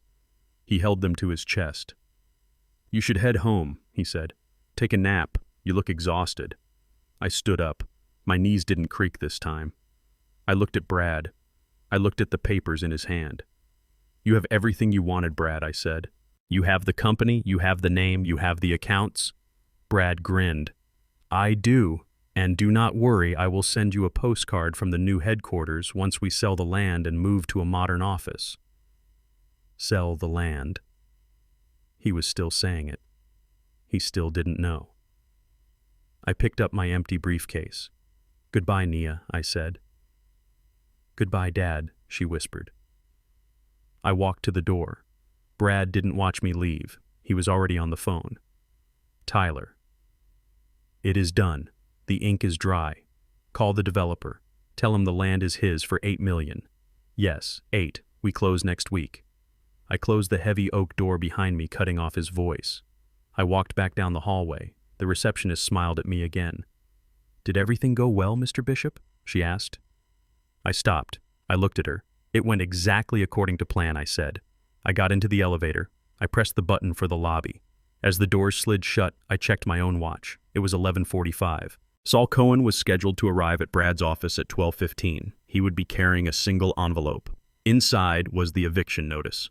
Brad was going to lunch to celebrate becoming a millionaire. By the time he ordered his appetizer, he would be a man with $3 million in debt and no place to park his trucks. I leaned my head back against the elevator wall and closed my eyes. The signing was over. The acting was over. Now the real show was about to begin. The silence in the conference room was heavy, broken only by the sound of Mr. Sterling gathering the signed contracts. He stacked them into neat piles, tapping the edges against the marble table to align them.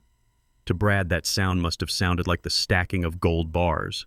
To me, it sounded like the click of a mousetrap snapping shut. Brad stood up and stretched his arms over his head, letting out a long, satisfied groan. He walked over to the window and looked out at the Atlanta skyline, his back turned to me. He was already mentally redecorating his life. He was probably picking out the color of the leather seats for his new Porsche. "Well, gentlemen," Brad said, turning around with a bright plastic smile, "that concludes our business. Isaiah, I know this is a difficult day for you, handing over the reins and all, but trust me, it is for the best. The company is in good hands.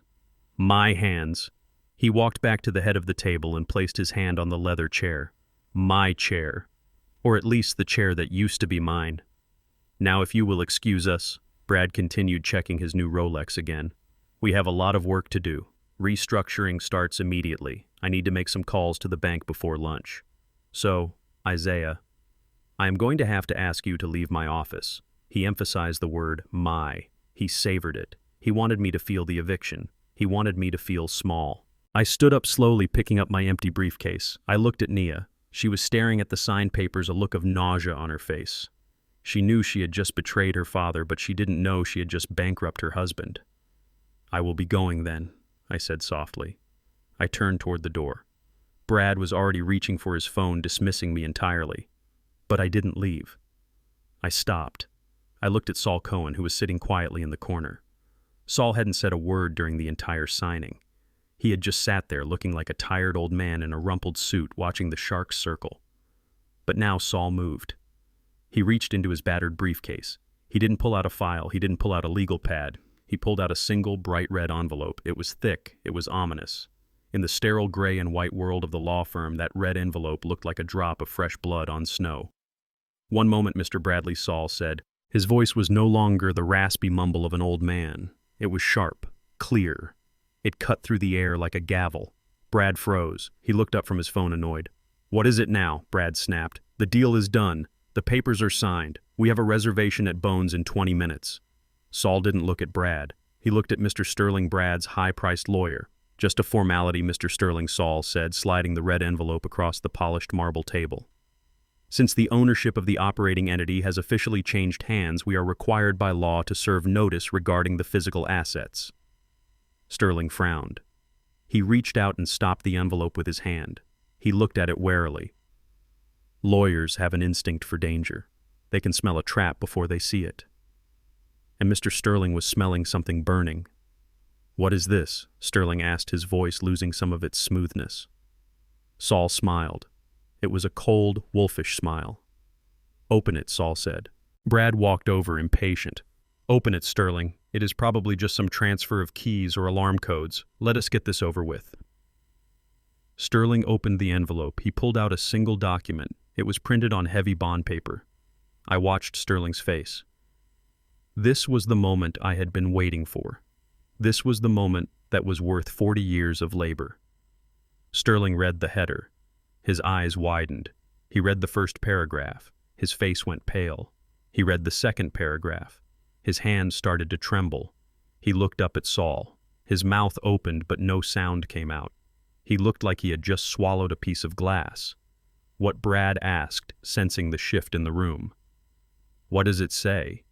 Sterling didn't answer. He couldn't. He was too busy rereading the document, praying that he had misunderstood the words. But the words were clear. I knew them by heart. Saul leaned forward, clasping his hands on the table. "Since Mr. Sterling seems to be at a loss for words, allow me to explain," Saul said calmly. "That is a formal notice of lease termination and demand for immediate vacation of premises." Brad laughed. It was a nervous, confused laugh. "Lease termination? What are you talking about? We own the company. We own the building. We own everything." "No," Saul said. And this time he looked directly at Brad. "You own Bishop Logistics Incorporated. That is the operating company. You own the trucks. You own the employee contracts. You own the debts." Saul pointed a finger at the floor. "But you do not own the land. You do not own the building. You do not own the maintenance bays. Those assets are held by a completely separate legal entity, the Isaiah Bishop Land Trust." Brad looked at me. His eyes were wild. "What that is a lie. It is all the same company." I spoke up then. My voice was strong. The act was over. "No, Brad," I said. "It is not. We separated the assets in 1995 to protect the property from liability lawsuits. Standard asset protection strategy. Your due diligence team should have caught that." I looked at Sterling. He was wiping sweat from his forehead. He knew he had messed up. He had been so focused on acquiring the equity that he hadn't checked the lease agreements. But the lease transfers," Brad shouted, slamming his hand on the table. "The company has a lease. We just keep paying rent." Saul shook his head. He looked almost sad for them. "Almost. Actually, the master lease agreement expired on May 31st, Saul said. Since then, the company has been occupying the premises on a month-to-month tenancy at will." Saul pointed to the paper in Sterling's hand. "And as the sole trustee of the land trust, Mr. Bishop has decided to terminate that tenancy, effective immediately." Brad snatched the paper from Sterling. He read it furiously, his eyes darting back and forth. "You cannot do this," Brad sputtered. "We have 50 trucks parked there. We have dispatchers. We have a business to run. You have 48 hours, Saul said. "The notice gives you 2 days to remove all corporate property from the land. That includes the vehicles, the office equipment, and the personnel. Any property remaining on the premises after 48 hours will be considered abandoned and will be seized by the land trust to cover unpaid holdover rent." Brad looked at Sterling. "Fix this," he screamed. "Tell him he cannot do this." Sterling looked defeated. He took off his glasses and rubbed the bridge of his nose. "Technically, he can," Sterling whispered. "If the lease expired, and if the entities are separate, he has the right to evict the tenant." Brad turned to me. His face was red, his veins bulging in his neck. "You are evicting your own company. You are evicting me. I am evicting a tenant who I no longer wish to do business with," I said calmly. "But where am I supposed to go?" Brad yelled. "There is no other yard in Atlanta that can take 50 trucks on 2 days' notice. We will be shut down. We will be in breach of contract with every client we have." "That sounds like an operational problem," I said, using the same dismissive tone he had used with me for weeks. "And since I am no longer the CEO, operational problems are not my concern." I picked up my hat and placed it on my head. However, I added, pausing at the door, "I believe you signed a waiver regarding liabilities. I hope your personal assets are liquid, Brad, because when those trucks stop moving, the penalties from your clients are going to be substantial. And since you personally guaranteed the company debt..." I let the sentence hang in the air. Brad looked at the signed papers on the table, the papers he had been celebrating 5 minutes ago. Suddenly they didn't look like gold bars anymore. They looked like a death warrant. He looked at Nia. She was crying. She understood. "Dad," Nia sobbed. "Please, you cannot do this." I looked at my daughter, the daughter who sat by while her husband called me senile, the daughter who brought me brochures for a nursing home. "I didn't do this, Nia," I said. "You did. You wanted the company. You wanted the control. You wanted to be independent of the past." I opened the door. "Well, you are independent now. You have the company. You just don't have a home for it." I walked out of the conference room. Behind me, I heard Brad screaming at Sterling. I heard the sound of a glass shattering against the wall. Saul followed me out, closing the door gently behind him. He looked at me and winked. "Lunch?" Saul asked. "I think so," I said. "But not at Bones. Let us go to that diner on 4th Street. I have a sudden craving for a burger." We walked to the elevator. The silence of the hallway was different now. It wasn't heavy. It was electric. I pressed the down button. Brad was trapped in a glass tower with a company that was bleeding to death, and he was holding the knife. I had given him exactly what he asked for, and now he was going to choke on it. The room was so quiet you could hear the hum of the server banks in the closet down the hall. Mr. Sterling, the man who had just arrogantly stamped the final contracts, was staring at the single sheet of paper Saul had slid across the table. His face was undergoing a transformation that was terrifying to watch. The blood didn't just drain from his skin, it seemed to evaporate, leaving him the color of old ash. His mouth opened and closed like a fish on a dock, but no sound came out. He was a high-priced corporate attorney, a man who billed $800 an hour, and he had just realized he had committed the kind of malpractice that ends careers. Brad was standing over him, his hands gripping the back of the leather chair. He didn't understand yet. He thought it was a minor hiccup. He thought it was a zoning issue or a parking permit. He didn't know he was looking at his own execution order. "What is it, Sterling?" Brad demanded, his voice rising in pitch. "Why do you look like you are having a stroke?" "Read it to me." Sterling couldn't speak. His hand, which was holding the paper, started to shake, a violent, uncontrollable tremor that made the paper rattle like dry leaves in a storm. He looked up at Brad, and there was genuine fear in his eyes, not professional concern. Fear.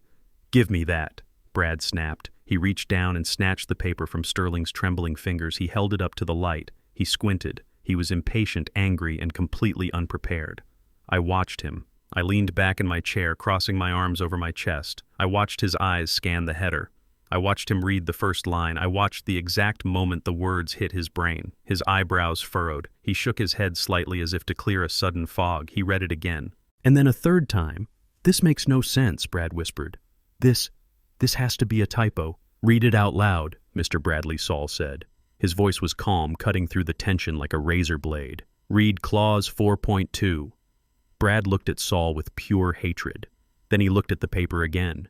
He began to read, his voice wavering, losing all of that bluster and confidence he had flaunted for weeks. "Pursuant to clause 4.2 of the Master Ground Lease Agreement dated June 1st, 1995. Brad read, stumbling over the legal phrasing. "The rights of use and occupancy regarding the entirety of the premises, including the vehicle maintenance bays, the administrative offices, and the secured parking lot, are granted exclusively to Bishop Logistics Incorporated solely under the direct management and majority control of Isaiah Bishop." He paused. He swallowed hard. "Keep reading," Saul urged gently. "The good part is next." Brad licked his lips. They were dry. "In the event that the controlling interest of the tenant entity is transferred, assigned, or sold to any party other than the designated successor." Brad stopped. He looked up at me. "Who is the designated successor?" he asked, his voice barely a whisper. "Read the parenthetical," I said softly. Brad looked back down. "Designated successor defined herein as Ruth Bishop, wife of the grantor." He stared at the name. Ruth Bishop, my wife. The woman he had disrespected at her own funeral, the woman whose savings he wanted to gamble on crypto. She was the only person on earth who could have taken that company and kept the land.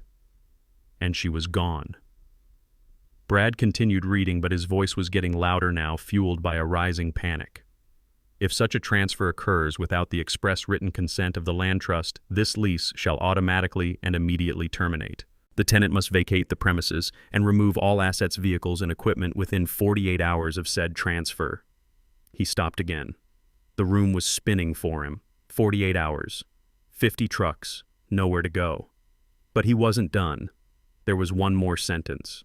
The sentence that Saul had written late one night over a bottle of cheap whiskey, laughing about how we needed a poison pill to protect the family legacy. Furthermore, Brad read choking on the words. Due to the breach of the non-transferability covenant, the tenant agrees to pay immediate liquidated damages to the land trust in the amount of... He stopped. He couldn't say the number. How much, Brad? I asked. How much is the penalty? Brad looked at me. His eyes were wet. $2 million, he whispered. He dropped the paper on the table. It floated down and landed on top of the pile of contracts he had just signed. The contracts where he had personally guaranteed every debt and liability of the company. $2 million, Saul repeated, leaning back and folding his hands behind his head. Payable immediately upon breach, which according to the timestamp on those documents you just signed happened exactly 12 minutes ago. Brad stared at the wall. For a moment, nobody moved. The reality of the situation was too big to process. He had just bought a company for millions of dollars. He had taken on $3 million in debt.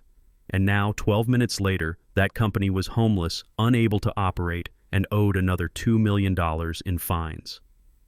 Then the explosion came. What the hell is this? Brad screamed. He grabbed the paper and crumpled it in his fist. He threw it at Sterling. You told me this was clean. You told me we owned everything. How did you miss a $2 million poison pill? Sterling was wiping his face with a handkerchief. I didn't see the original lease, Mr. Bradley. We only reviewed the corporate documents. We assumed the land was part of the corporate assets. It usually is in family businesses. You assumed? Brad roared. I pay you $800 an hour to assume. He spun around to face me. He looked like a madman. His tie was crooked. His hair was messy. The cool, collected tycoon was gone. In his place was a terrified child. You set me up, Brad hissed. You knew. You sat there and let me sign those papers knowing this would happen. I didn't set you up, Brad, I said calmly. I protected my assets. That clause was written 30 years ago. It was written to stop hostile takeovers. It was written to stop corporate raiders from coming in, stripping the company, and selling the land. I stood up and walked over to the window looking out at the city. I just never thought the hostile raider would be my own son-in-law, I added. But I bought the company, Brad yelled, slamming his fist on the table. I own the trucks, I own the contracts, I have to have a place to park them. You cannot just kick me out, I turned back to him. I can, I said, and I am. You have 48 hours, Brad. If those trucks are not off my land by noon on Wednesday, I will have them towed, and I will send the bill for the towing to you along with the invoice for the $2 million. But where am I supposed to go, he pleaded. His anger was breaking into desperation. There is no industrial space available in Atlanta, I checked. That is why the land was so valuable. That sounds like a CEO problem, I said, and as you pointed out so clearly yesterday, I am not the CEO anymore. I am just a landlord protecting his property. Naya finally spoke up. She was shaking. Dad, she said, her voice cracking, this will ruin us. $2 million. We don't have that. Brad put everything into the acquisition. If we can't operate, if we can't move the freight, then you shouldn't have been so eager to push me out, I said. I looked at Naya. I looked at the tears running down her face. It hurt me, it truly did, but a surgeon has to cut to cure, and this cancer had to be removed. You stood by him, Nia, I said gently. When he called me senile, when he tried to put me in a home, when he insulted your mother's memory, you chose his greed over my loyalty. Now you have to live with the consequences of his business acumen. Brad sank into his chair. He put his head in his hands. I can't move 50 trucks in 2 days, he mumbled into his palms. I can't. The logistics, the drivers, half of them hate me already. I picked up my briefcase. You are the future of logistics, Brad, I said. I am sure you will figure it out. Use some of that crypto money you were talking about. I signaled to Saul. We were done here. As we walked to the door, Brad looked up one last time. I will sue you, he said. I will sue you for bad faith. I will tie this up in court for years. You can try, Saul said, stopping at the threshold. But remember, Mr. Bradley, you signed a binding arbitration agreement, and you signed a waiver of liability, and you personally guaranteed the debt. Every day you spend in court is a day your trucks aren't moving and a day the bank gets closer to foreclosing on your house to pay back that loan. Saul smiled. If I were you, I would stop threatening and start packing. You have a lot of boxes to move. We left the room. We left them in the wreckage of their own ambition. As the heavy door clicked shut, I heard Nia start to scream. It wasn't a scream of fear. It was a scream of rage. She was screaming at Brad. I walked down the hall, my step lighter than it had been in years. Did you see his face? Saul asked, pressing the elevator button. I saw it, I said. It was the look of a man who thought he was holding a royal flush only to realize he was playing Uno. We stepped into the elevator. The doors closed. Now comes the hard part, I said. What is that? Saul asked. Watching them drown, I said, and waiting for them to realize that the only person who can throw them a life preserver is the man they tried to bury. I checked my watch. The 48-hour clock had started ticking, and for Brad, time was running out faster than he could ever imagine. The sound of my glasses case snapping shut was not loud, but in that silent room it sounded like a gunshot. I slowly took the wire-rimmed spectacles off my nose. I folded them deliberately, one arm, then the other. I placed them into the leather case and slid it into my breast pocket.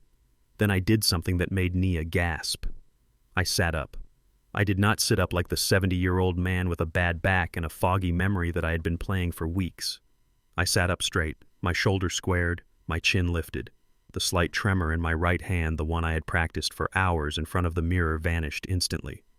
My hands were steady as stone as I clasped them on the marble table. I looked at Brad. I did not look at him with fear or confusion.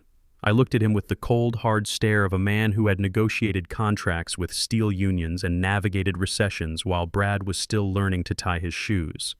The color in Brad's face was oscillating between a sickly white and a flushed panic red. He was holding the eviction notice like it was a live grenade. I do not understand, he stammered, looking at me and then back at his lawyer. You said you were tired. You said you did not understand business anymore. I smiled. It was a thin, razor-sharp smile. I said I was tired of fighting you, Brad. I said, my voice dropping an octave, deeply resonant and completely clear. I never said I was stupid. And I never said I did not understand business. In fact, I think it is you who needs a lesson in economics one-on-one. I stood up. I walked slowly around the table toward him. He shrank back in his chair, his expensive suit suddenly looking too big for him. You see, Brad, I continued, pacing the floor like a professor in a lecture hall. You made a classic rookie mistake. You confused the business with the infrastructure. You looked at Bishop Hallage and you saw the revenue. You saw the shiny trucks. You saw the client list. And you thought that was the asset. I stopped right behind his chair and leaned down, whispering into his ear. But in logistics, the trucks are not the asset. The trucks are the liability. They break down. They burn fuel. They need insurance. They depreciate every single mile they drive. I straightened up and pointed out the window at the city below. The asset. Brad is the land.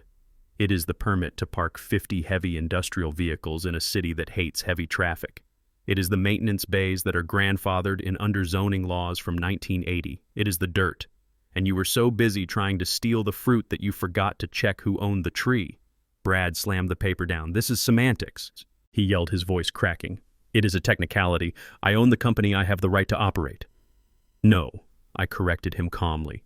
You have the obligation to operate. You have contracts with Walmart and Amazon that require 98% on-time delivery.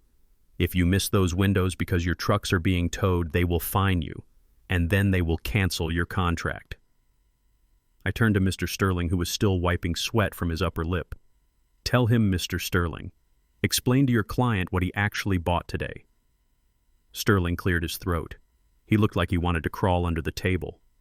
Mr. Bradley, he whispered. Technically, Mr. Bishop is correct. You purchased the equity of the operating entity. That includes the fleet, the employment contracts, and the accounts receivable. But it also includes the accounts payable and the operational requirements. Without a valid lease for the facility, the operating entity is, well, it is in immediate distress. Distress. Brad laughed hysterically. Distress is when you have a flat tire. This is sabotage.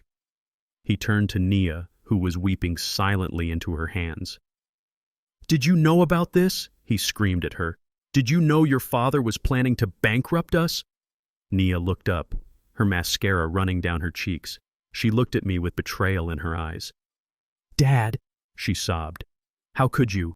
We have a mortgage. We have debts. If the company stops running, we lose everything. I looked at my daughter. The pain in my chest was real this time. But I remembered the nursing home brochures. I remembered the way she looked at the floor when Brad insulted me. You chose your partner Nia, I said softly. You stood by him when he called me incompetent. You stood by him when he forged my signature on bank transfers. You wanted to run the company. Well, now you are running it. I turned back to Brad. Here is your reality, Brad. You have 50 tractor trailers. Each one is 70 feet long. You have 48 hours to move them off my property. Where am I supposed to put them? Brad pleaded, his arrogance completely gone, replaced by sheer desperation. You know there is no space. The nearest industrial lot is in Macon. That is 2 hours away. Then you better start driving, I said. But the drivers, Brad cried. I cannot get 50 drivers in 2 hours. Half of them are on the road. Then you better start making phone calls, I said, checking my watch. Because at 12 noon on Wednesday I am closing the gate. Any truck left inside becomes the property of the land trust as collateral for the unpaid rent. And any truck left outside on the street will be impounded by the city. I already called the mayor. He is an old friend. He is expecting a traffic jam. Brad looked at the pile of contracts on the table, the contracts he had signed with such flourish. I rescind the deal, he stammered, reaching for the papers. I take it back. I am not buying it. The deal is off. Saul Cohen stepped forward then. He placed his hand firmly on top of the documents. I am afraid it is too late for that. Mr. Bradley, Saul said, his voice dripping with satisfaction. The transfer is executed. The notary seal is dry. You are the legal owner of Bishop Logistics Incorporated. And Saul added, reaching for the specific page with the indemnity clause. Don't forget this, little beauty. You personally guaranteed the debts. Brad looked at the waiver I had begged him for. The waiver he thought was an old man, his fear of the bank. You knew, he whispered, looking at me with horror. You knew the loans would be called. I nodded. The bank has a covenant, I explained. If I leave the company, they have the right to demand full repayment of the $3.5 million line of credit. Since I just resigned and you just bought the company, that debt is now yours. And since you have no facility to operate from, the bank will consider the collateral distressed. They will be calling you by this afternoon. I picked up my briefcase. I felt lighter, stronger. So let us recap, I said, counting on my fingers. You have $3.5 million in debt. You have a $2 million lease penalty. You have 50 homeless trucks. You have no drivers because you plan to fire them. And you have no land. I leaned in close to his face. I could smell the fear on him. It smelled like sweat and expensive cologne. You wanted a liquidation, Brad, I asked. You wanted to strip the company for parts. Well, congratulations. You are about to get the most thorough liquidation in history. Only it is your assets that are going to be liquidated. Your condo, your car, your watch. I tapped the face of his new Rolex. Nice watch, by the way. You should pawn it. You are going to need the gas money. I walked to the door. Nia reached out and grabbed my sleeve. Dad, please, she begged. Stop this. We will give it back. We will tear up the papers. Just let us go back to how it was. I gently removed her hand from my arm. I cannot do that, Nia, I said. You wanted me to retire. You wanted me to rest. So I am going to go home and rest. I have a lot of gardening to do. I looked at Brad one last time. He was slumped in his chair, staring at the wall, catatonic. Tick-tock, Brad, I said. 47 hours and 58 minutes left. I walked out of the conference room. Saul followed me, closing the heavy oak door on the sound of Nia is wailing. We walked down the hallway in silence. The receptionist looked up as we passed. Have a nice lunch, Mr. Bishop, she asked. The best I have had in years, I said. We got into the elevator. As the doors slid shut, I let out a long breath. That was brutal, Saul said quietly. It was necessary, I replied. He is going to lose everything, Saul said. No, I said, staring at the numbers counting down. He is going to lose everything he tried to steal. There is a difference. I thought about the trucks parked in my yard. My trucks. Saul, I said, get the gate codes changed immediately, and call Sam the guard. Tell him he is rehired, and give him a raise. I want him at the front gate in an hour. What are you going to do? Saul asked. I am going to go home and wait, I said. Wait for what? For the fire sale, I said. Because in about 2 days there is going to be a trucking company for sale very cheap, and I might just be in the market to buy it back. The elevator reached the lobby. I walked out into the sunlight. The city noise washed over me. It sounded like music. I had walked in as a victim. I was walking out as a victor. But the war was not over. The enemy was wounded, but not dead. And I knew Brad. A cornered rat bites. The next 48 hours were going to be chaos, and I was ready for it. The elevator doors had not even closed before I heard Brad screaming into his phone. He was pacing around the conference room like a trapped animal, his expensive Italian leather shoes squeaking against the marble floor.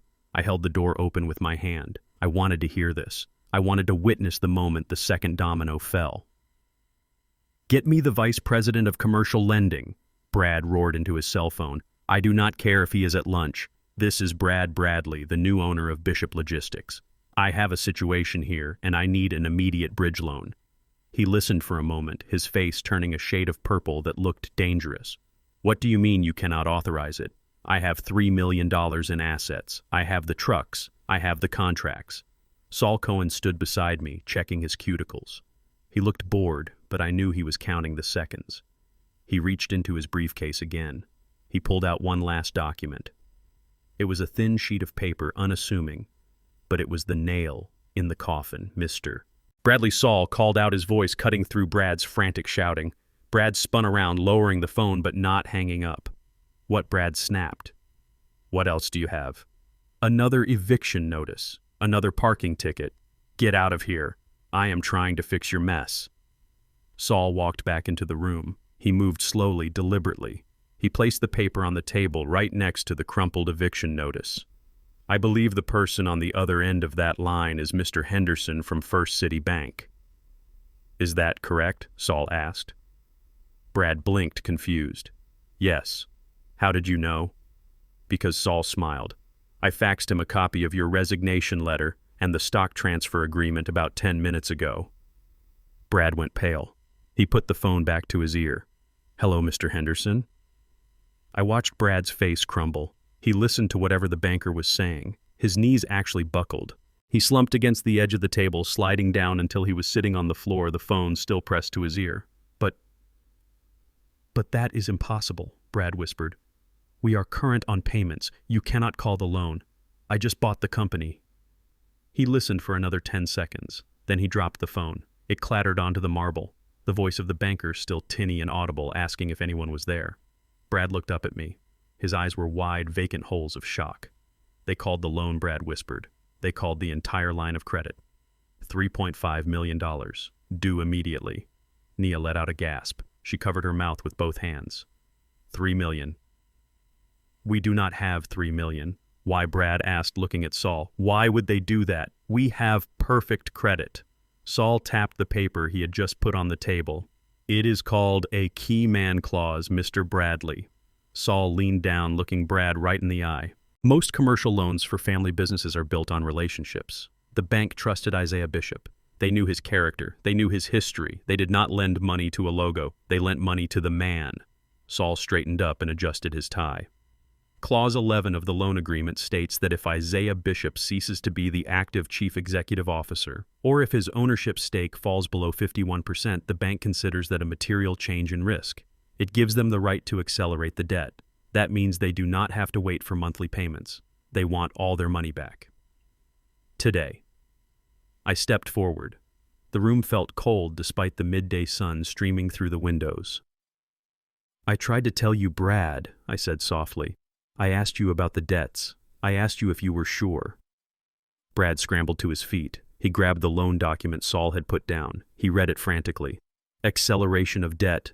Immediate repayment, he muttered. Then he stopped. He looked at the stack of papers he had signed earlier. The papers where he had waived all due diligence. The papers where he had indemnified me. Oh my God, Brad breathed. Saul nodded. Congratulations, Mr. Bradley. Let us do the math. You have a $2 million penalty for the lease violation. You have a $3.5 million demand from the bank. That is $5.5 million in immediate liabilities. Saul looked around the fancy office.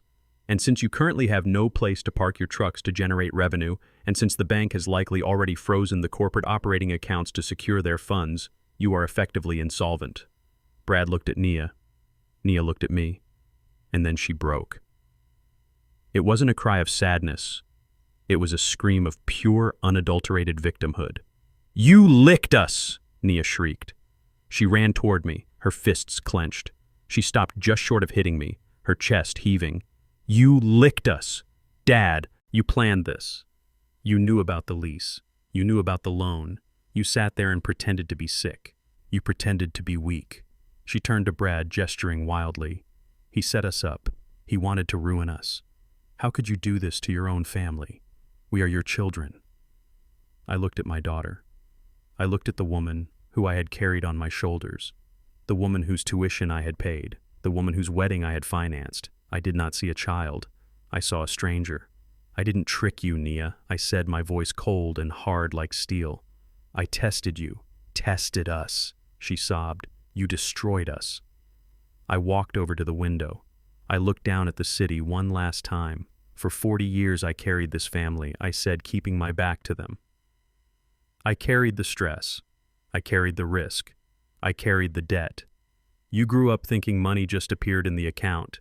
You thought the trucks drove themselves. You thought the bank gave loans because they were nice." I turned around. "You wanted the company, Nia. You and your husband stood in my kitchen and told me I was obsolete. You told me I was the past. You said you wanted to take control. You said you wanted to be independent." I pointed at the pile of debt on the table. "Well, look at it. That is what independence looks like. Independence isn't just spending the profits, it is paying the bills, it is reading the fine print, it is understanding that when you borrow $3 million, you better be the kind of person the bank trusts to pay it back." Brad was shaking his head, mumbling to himself. "I signed the personal guarantee," he whispered. "I signed it. They are going to take my house. They are going to take my car." "Yes, they are," Saul confirmed cheerfully. "And probably your investment accounts too. Though I doubt that crypto wallet has much in it these days." Nia grabbed my arm again. She dug her fingernails into my suit jacket. "Dad, stop it. Fix it. Call the bank. Tell them you are back. Tell them it was a mistake. We will tear up the papers. Please, we will lose our home." I looked down at her hand. I gently peeled her fingers off my sleeve. "I cannot fix it, Nia," I said. "I resigned. It is official. And besides, I have a gardening project to start." I stepped into the hallway. "But Dad," Nia wailed, "you can't leave us like this. We are family." I stopped. I looked back at them. Brad was on the floor, defeated. Nia was hysterical. "Family," I repeated. I remembered the funeral. I remembered the green stickers on my furniture. I remembered the nursing home brochure. Family treats you with respect, Nia. Family doesn't try to declare you insane so they can sell your house. Family doesn't try to erase your legacy because they are too lazy to build their own. I pressed the elevator button. You wanted to be treated like adults. You wanted to be business moguls. The elevator doors opened. "Welcome to the big leagues." I stepped inside. Saul followed me. As the doors started to close, I heard Brad throw up. The sound echoed off the marble walls. Nia was screaming my name.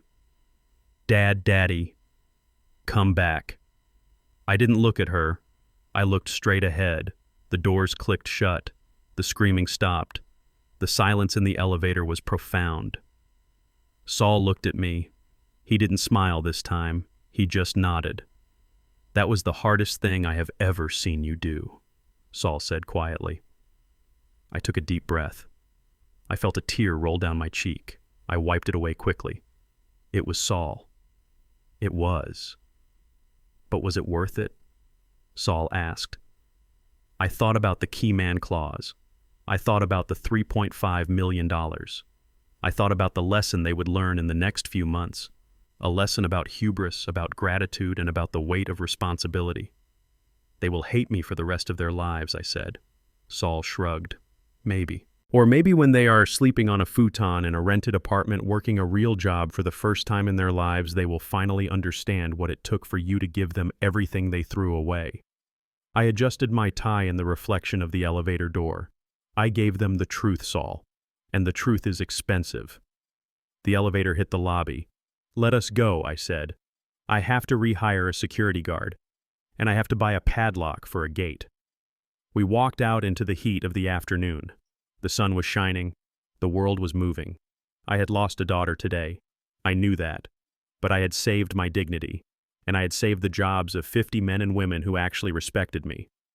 Sometimes you have to amputate a limb to save the body. It hurts.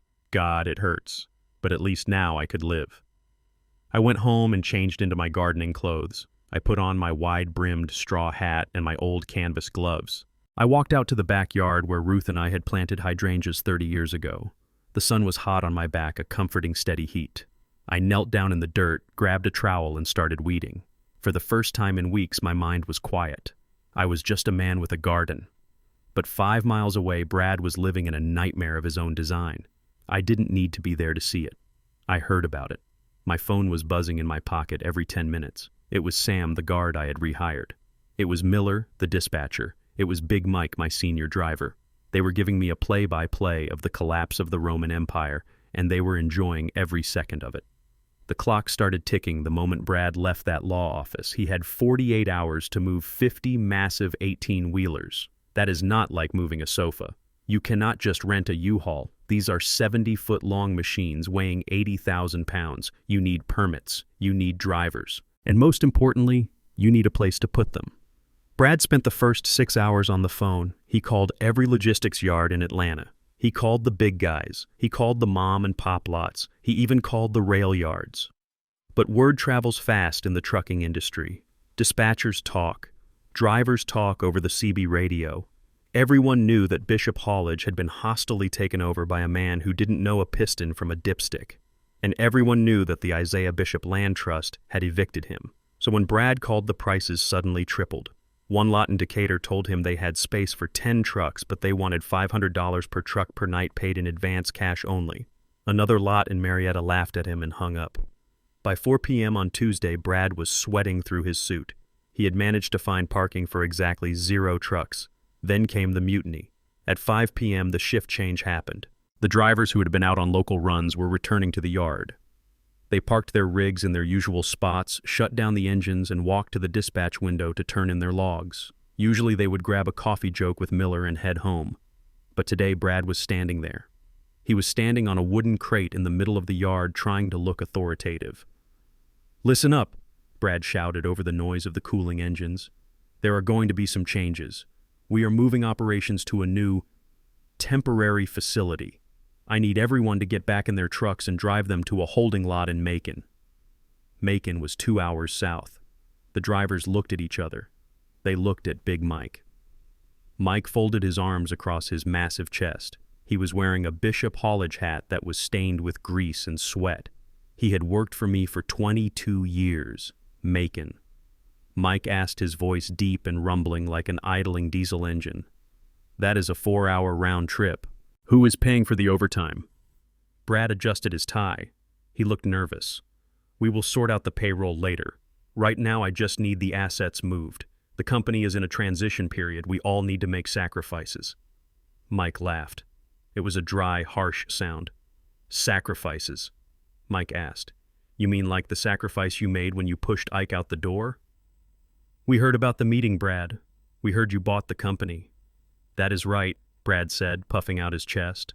"I am the owner, and I am telling you to move the trucks." Mike shook his head.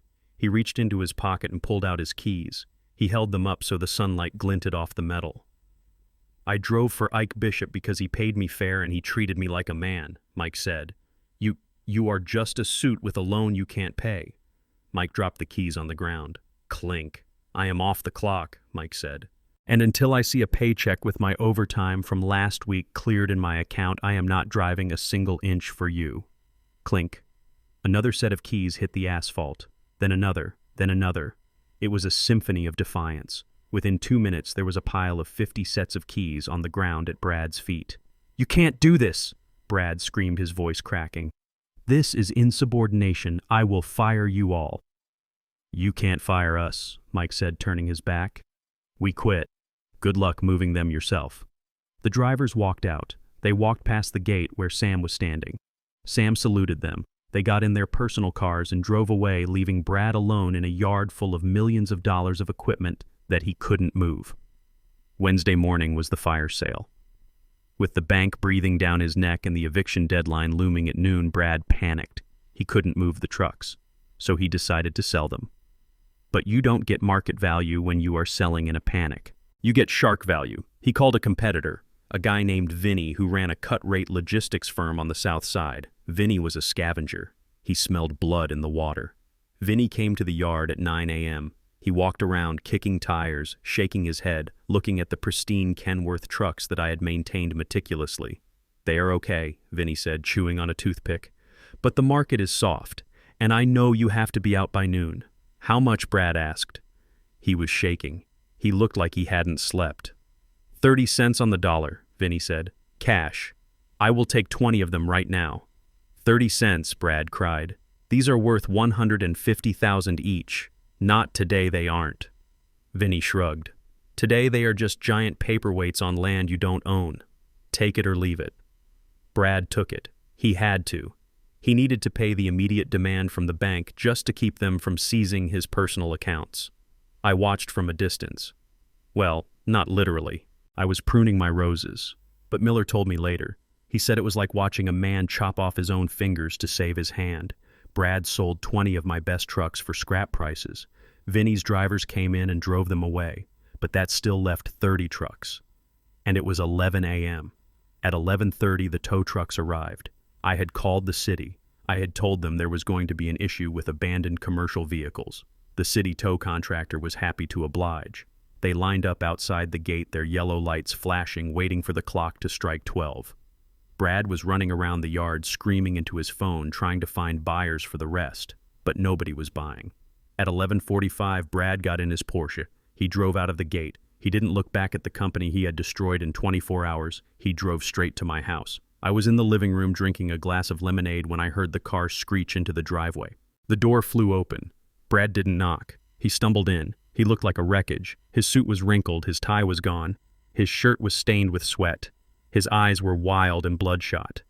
He looked around the room. He saw the green stickers still on some of the furniture, the stickers he had put there. "Isaiah!" he shouted.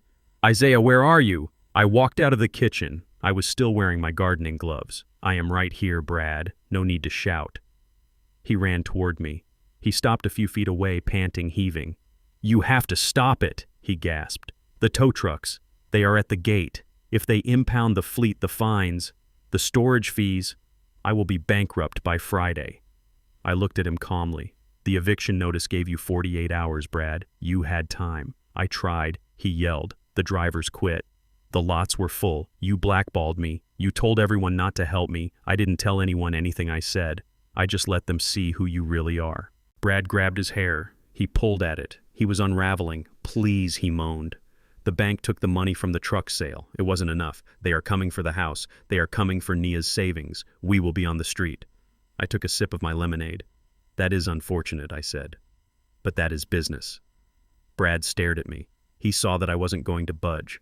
He saw that the confused old man was gone forever. He looked at the floor. He looked at the spot where he had stood 3 days ago demanding I sign the papers. Slowly, painfully, he dropped to his knees. It wasn't a theatrical gesture this time. It was the collapse of a man who had run out of options. He knelt on my hardwood floor, his expensive pants straining at the knees. He put his hands together. "Please, Isaiah," he whispered, tears streaming down his face, mixed with sweat. "Buy it back." I looked down at him. "Buy what back?" I asked. "The company," he sobbed. "Take it back. I will sign it over. Just take the debt. Take the liability. I cannot handle it. I don't know what I am doing. You were right. I am not a CEO. I am just a gambler. And I lost." He looked up at me, his face a mask of total defeat. "Please, Dad. Save us." I looked at the clock on the wall. It was 11:55. I put my glass down on the coaster. I took off my gardening gloves, one finger at a time. "I will buy it back," I said. Brad slumped forward, exhaling a sob of relief.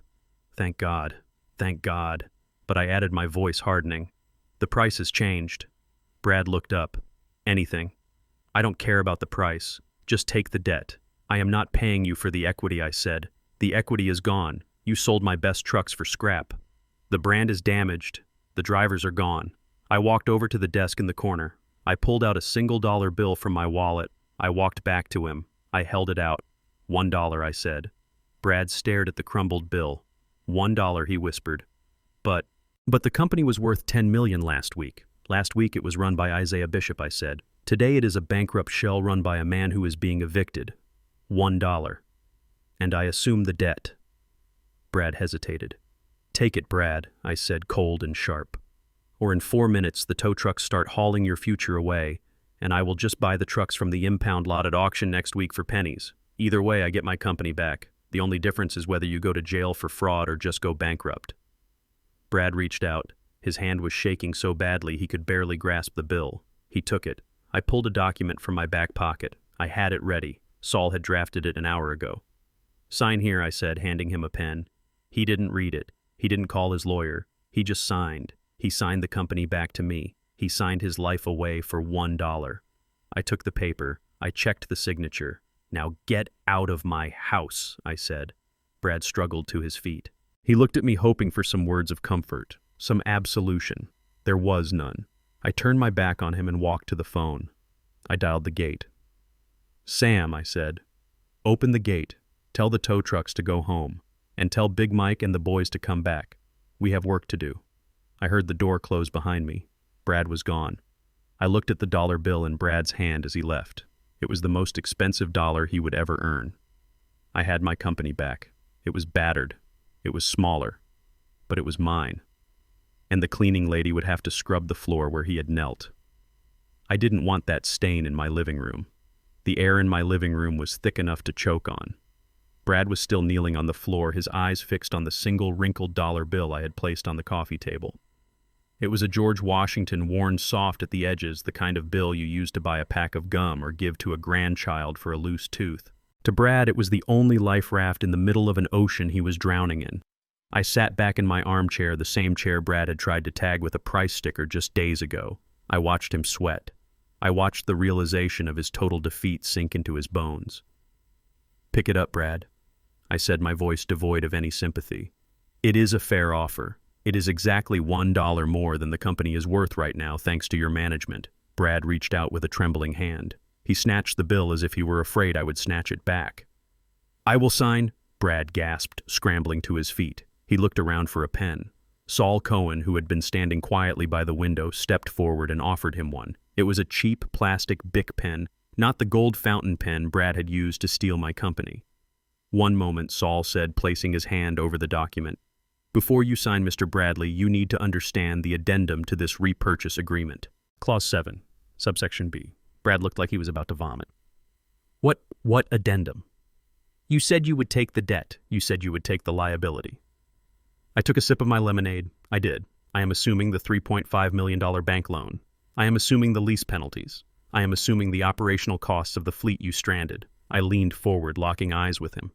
But I am not assuming the tax liability for the assets you liquidated this morning. Brad froze. What? You sold 20 trucks to Vinny for cash, I said. That transaction happened while you were the sole owner and CEO. That generated revenue. And since you sold them for a fraction of their book value but failed to report the loss correctly because you were in a panic, you triggered a significant short-term capital gains event on the corporate books. Plus, there is the matter of the payroll taxes for the drivers you fired. I pointed to the paper. Clause 7 states that Isaiah Bishop assumes the corporate entity, but Brad Bradley remains personally liable for any and all state and federal tax obligations incurred between Monday morning and Wednesday noon. Brad looked at Saul. Is that much? Saul shrugged. The IRS is very particular about payroll taxes, Mr. Bradley. And the state of Georgia takes a dim view of asset stripping. I would estimate your personal tax bill will be somewhere in the neighborhood of $200,000. $200,000, Brad shrieked. I don't have $200,000. The bank took the cash from the truck sale. Then I suggest you get a good accountant, I said, or a good public defender, because tax fraud is a felony, Brad, and the IRS doesn't care if you were having a bad day. Brad looked at the paper. He looked at the door. He looked at Naya, who was standing in the corner, her face pale as a sheet. If I don't sign, Brad whispered. If you don't sign, Saul said cheerfully, then you still owe the taxes, plus the $3.5 million to the bank, plus the $2 million to the land trust, plus the lawsuits from the clients. It was a choice between being shot in the leg or being blown up by a landmine. Brad signed. He pressed the pen so hard into the paper that it tore through to the coffee table. He scribbled his name, signing away his short-lived empire, signing away his dignity, and sealing his financial ruin. Done, Brad said, dropping the pen. It rolled across the floor. It is yours. Take it. It is all yours. He stood up, swaying slightly. He looked at me, expecting, what, a hug, a thank you. You can keep the dollar, I said. Brad shoved the bill into his pocket. He turned to Nia. Come on, Nia, he said, his voice weak. We have to go. We have to call my dad. Maybe he can lend us the money for the tax bill. We can sell the condo. We can move into a smaller place. We will figure this out. He reached for her hand. Nia didn't move. She stood there staring at him. Her eyes weren't filled with love or support. They were filled with calculation. She was looking at him the same way he had looked at my company, as an asset that had suddenly become a massive liability. Nia, Brad asked, his hand hovering in the air. Nia took a step back. You spent the trust fund money, didn't you? She asked. Her voice was ice cold. Brad blinked. What? No. I mean, I moved some of it to secure the loan, but we will get it back. Once the market turns, you move the money I was saving for the kids. Nia's voice rose to a scream. You pledged my children's inheritance to buy a trucking company you didn't even know how to run. It was an investment, Brad shouted back. I did it for us. You did it for your ego, Nia yelled. She pulled out her phone. Her fingers flew across the screen. What are you doing? Brad asked. I am checking the joint account, Nia said. She stared at the screen. Her face went slack. It is zero, she whispered. The balance is zero. The bank froze it, Brad admitted, looking at his shoes. When they called the loan, they exercised the right of offset. They took everything in the joint accounts. Nia looked up. Her eyes were wide with horror. That was $60,000, Brad. That was our emergency fund. That was the mortgage money. I will fix it, Brad pleaded. I just need time. You don't have time, Nia screamed. You have a $200,000 tax bill. You have no job. You have no company. You are broke. She turned to me. Dad, did you know? Did you know he emptied the accounts? I looked at her. I felt a wave of exhaustion wash over me. I warned you, Nia. I told you that when you sign your name next to his, you share his fate. You wanted to be a power couple. Well, you are powerless together. Nia looked from me to Brad. I could see the wheels turning in her head. She was a survivor. A selfish, weak survivor, but a survivor nonetheless. She realized that if she stayed with Brad, she would be dragged down into the abyss of his bankruptcy. She straightened her spine. She wiped the tears from her face. She looked at Brad with a look of absolute disgust. I am not going with you, Brad, she said. Brad froze. What? What do you mean? We are married. Not for long, Nia said. She walked over to the side table and picked up her purse. I am filing for divorce, Brad. I am filing today. I need to separate my remaining assets from yours before the IRS comes for them. Nia, Brad cried, reaching for her. You can't do that. You can't leave me when I am down. You spent my mother's money, Nia hissed, slapping his hand away. You spent my kids' college fund. You lied to me. You are not a businessman, Brad. You are a loser, and I am not going to let you drag me into a jail cell. She turned to me. Dad, can I stay here, just for a few days until I find a lawyer? The room went silent.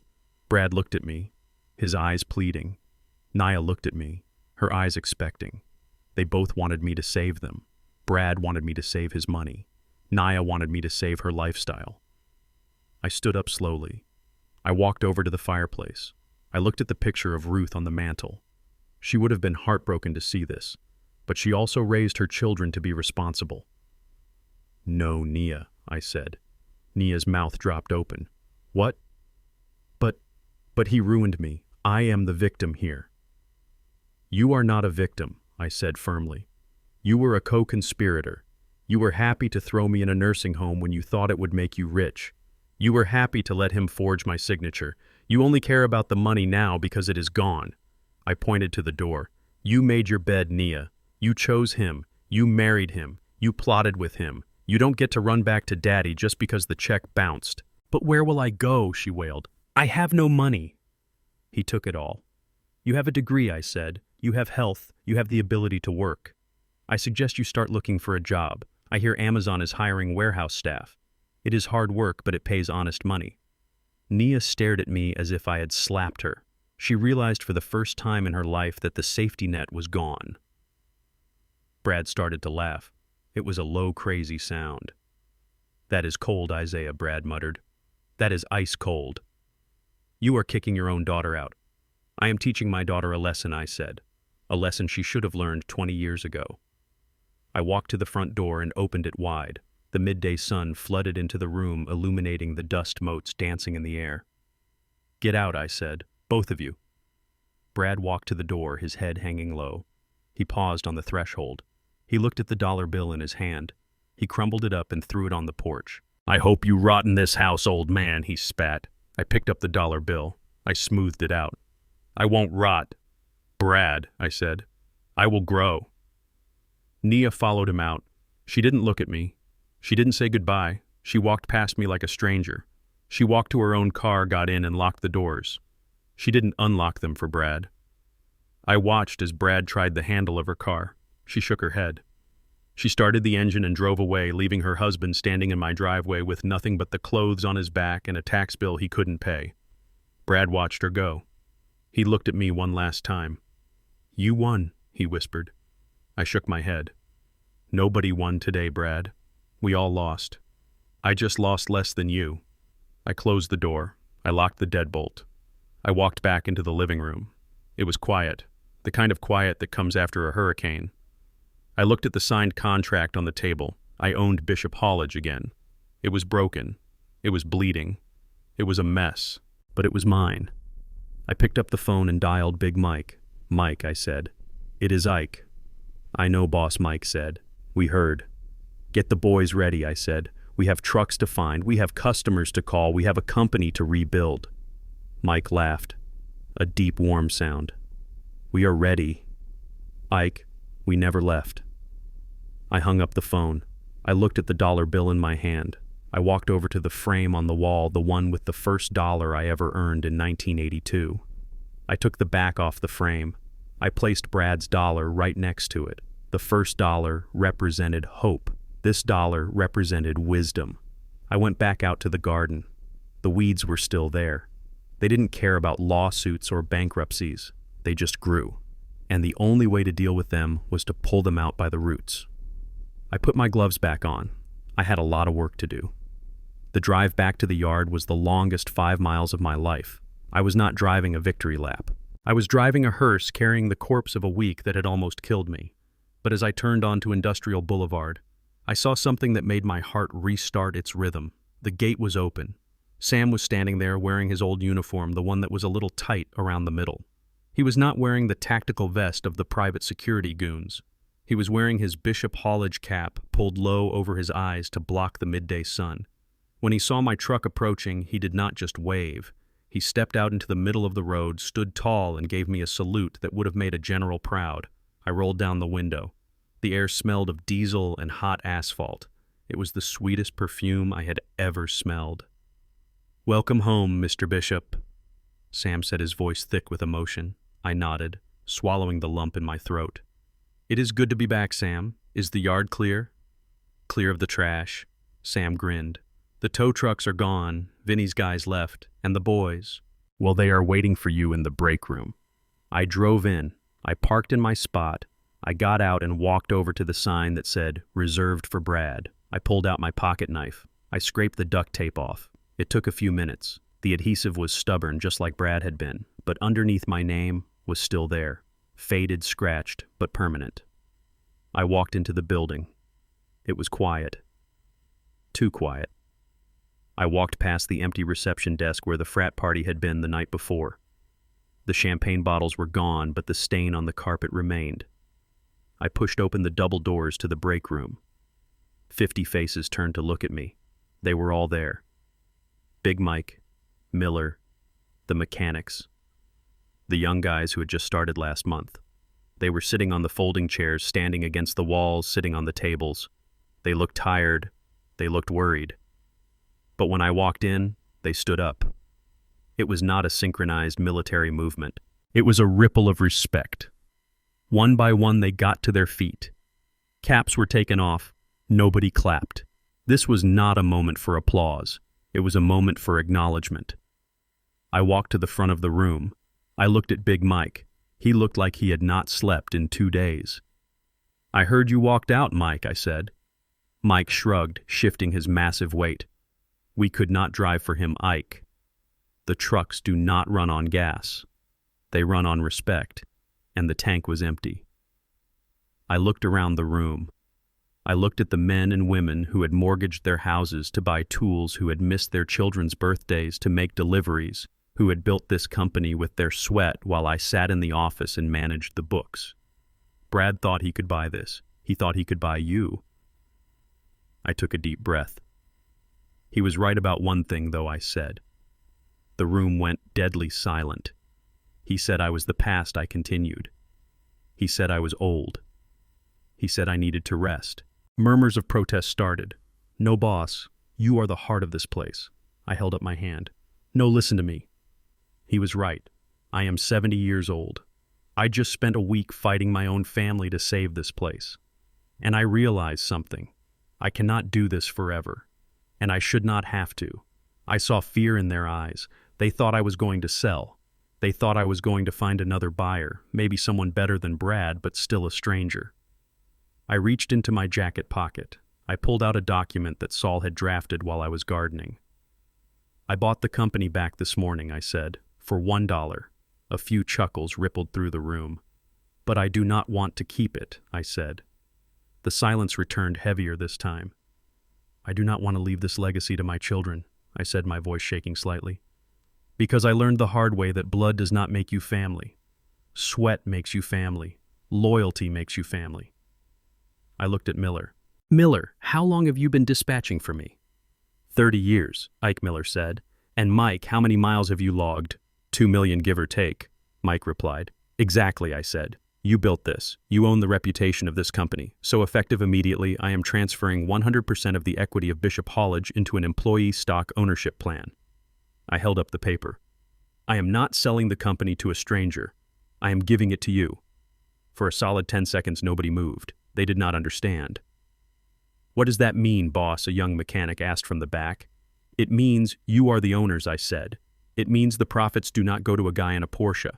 They go into your retirement accounts. It means you elect the board. It means you decide who runs the show. It means that no one can ever come in here and sell your trucks out from under you again because you own the keys."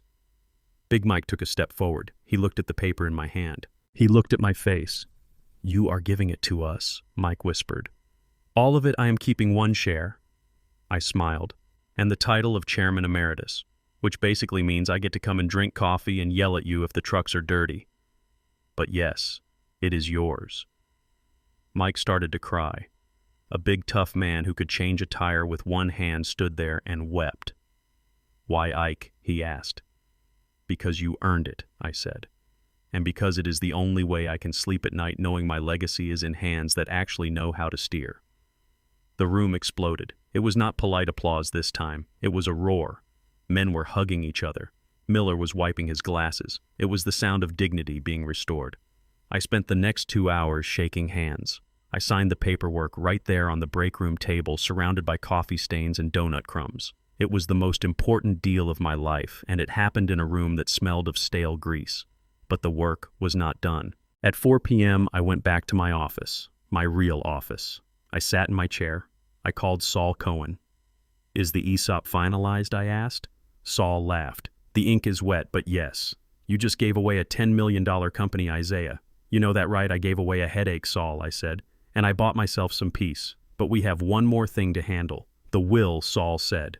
"Yes, the will. I need a new draft, Saul. The previous one left the land, the house, and the trust fund to Nia." And now Saul asked, Now I said, looking at the picture of Ruth on my desk. The land under the trucking yard. The 5 acres that Brad wanted to sell for $8 million. Yes, I want it placed in a permanent restrictive trust, I said. It can never be sold for commercial development. It must remain an industrial logistics facility to support the ESOP. And the ownership of the trust, Saul asked. Transfer it to the United Negro College Fund, I said. Specifically for scholarships for students from Atlanta attending historically black colleges and universities. The trucking company will pay rent to the college fund, so every mile my boys drive will help a kid get a degree. That is brilliant, Saul said. And noble. It is necessary, I corrected. Education is what Naya lacked. Not the degree on her wall, but the education of character. I want to make sure other kids get a chance to learn what real value is. There was a pause on the line. I knew what Saul was going to ask next. And Nia Saul asked quietly, "She is still your daughter Isaiah. She is going to be destitute. Brad has debts that will likely force them into bankruptcy. She will have nothing." I leaned back in my chair. I looked out the window at the yard. The trucks were moving again. The drivers were doing their pre-trip inspections. The hive was humming. I thought about Naya driving away from my house. I thought about her silence when Brad mocked me. "She cannot inherit the bulk estate," I said firmly. "I will not fund a lifestyle of entitlement, so we cut her out completely," Saul asked. "No," I said. "That would be cruel." "And I am not cruel. I am just disappointed." I picked up a pen and scribbled a number on a notepad. "Set up a small annuity," I said. "From the remainder of Ruth's personal savings." "How much?" $2,500 a month, I said. Saul whistled. "That is, not a lot." "In Atlanta. That barely covers rent and groceries." "Exactly," I said. "It is a survival stipend. It is enough so she will never be homeless. She will never be hungry. But if she wants a new car, she has to work. If she wants a vacation, she has to work. If she wants to buy a house, she has to work." I paused. "I am giving her the one thing she tried to steal from me, Saul. I am giving her the opportunity to build her own life. She wanted independence. This is what it tastes like. It tastes like budget planning and hard work." "She will hate you for it," Saul said. "She already hates me," I said. "But maybe in 10 years when she earns her first promotion or buys a car with her own money, she will understand." I hung up the phone. I packed my briefcase. I put the picture of Ruth inside. I walked out of the office. I walked through the bullpen. The dispatchers were on the phones booking loads. "Good night, Mr. Bishop," Miller called out. "Good night, Mr. Chairman." I corrected him with a smile. I walked out to the parking lot. My truck was there. It was old. It had dents, but it was paid for. I got in. I started the engine. I drove toward the gate. Sam waved me through. "See you tomorrow, Ike," Sam asked. "Not tomorrow, Sam," I said. "Tomorrow I have a date with a hydrangea bush, but I will be in on Monday." I drove out onto the street. The sun was setting, casting long shadows over the city. I was not a millionaire anymore. I had given it all away, the company to the workers, the land to the students. But as I drove home to my empty house, to the silence that was no longer lonely but peaceful, I realized something. I was the richest man in Atlanta. I had my dignity. I had my legacy. And I had the truth. Brad and Nia had tried to rewrite my story. They tried to turn it into a tragedy about a senile old man. But I had grabbed the pen back. And I had written a masterpiece. I pulled into my driveway. The green stickers were gone. I had peeled the last one off before I left. I walked up the steps. I unlocked the door. "Honey, I am home," I whispered to the empty air. And for the first time since Ruth died, the house felt like it hugged me back. Order was restored. The balance sheet was zeroed out. And I was ready for whatever came next. The cemetery was quiet that morning. It was the kind of silence that feels heavy, not with sadness, but with respect. I walked up the small hill to where Ruth lay carrying a bouquet of hydrangeas from our garden. I had pruned them myself with the same hands that had signed away a multi-million-dollar company just days before. I knelt down on the grass. It was damp with dew. I placed the flowers against the cold granite of her headstone. "Well, Ruthie," I whispered, "it is done. The house is safe. The land is safe. And the company belongs to the people who built it." I sat there for a long time watching the clouds drift over the Atlanta skyline. For the first time in months, the knot in my chest was gone. That tight, constricting fear that I was losing control, that I was becoming obsolete, had vanished. I told Ruth everything. I told her about Brad's face when the tow trucks arrived. I told her about Nia's screams in the elevator. It was hard to tell a mother that her children were lost, but I knew Ruth. She was a woman of faith, but she was also a woman of truth. She would have understood that sometimes you have to let your children fall so they can learn how to stand up. I didn't destroy them, Ruth, I said to the stone. I just took away the cushion. Brad is facing the music now. The IRS does not negotiate like I do. And Nia, well, Nia is finally going to learn what $1 is actually worth. I thought about the scene in the break room, the tears in Big Mike's eyes, the way Miller had shaken my hand. I had given away the equity, but I had gained something far more valuable. I had secured a future for 50 families. I had ensured that the name Bishop Haulage would continue to mean integrity, not just profit. And the land was now a promise. Every year, the rent from the trucking yard would send a dozen young kids to college. Kids who looked like me, kids who came from neighborhoods where opportunity was scarce. I had turned Brad's greed into a scholarship fund. I think Ruth would have liked that best of all. I stood up, brushing the grass from my knees. My joints popped a reminder of my 70 years. But I didn't feel old. I felt seasoned. I felt like an oak tree that had weathered a hurricane and was still standing roots deep in the earth. I walked back to my truck. It was parked under an old oak tree, the chrome bumper gleaming in the sun. It wasn't a Porsche. It wasn't a luxury sedan. It was a 20-year-old Ford F-150 with a scratch on the door and a seat that smelled like old coffee. It was perfect. I climbed in and started the engine. It rumbled to life, a familiar, comforting sound. I wasn't going to the office today. The new board of directors, my former mechanics and drivers, had the situation under control. They didn't need me to hover. They needed me to trust them. So I was going fishing. I had a spot out on Lake Lanier where the bass were biting. I had my tackle box in the back and a cooler full of sandwiches. For the first time in 40 years, my calendar was empty. I put the truck in gear and pulled out of the cemetery. I rolled the window down, letting the wind hit my face. I turned on the radio.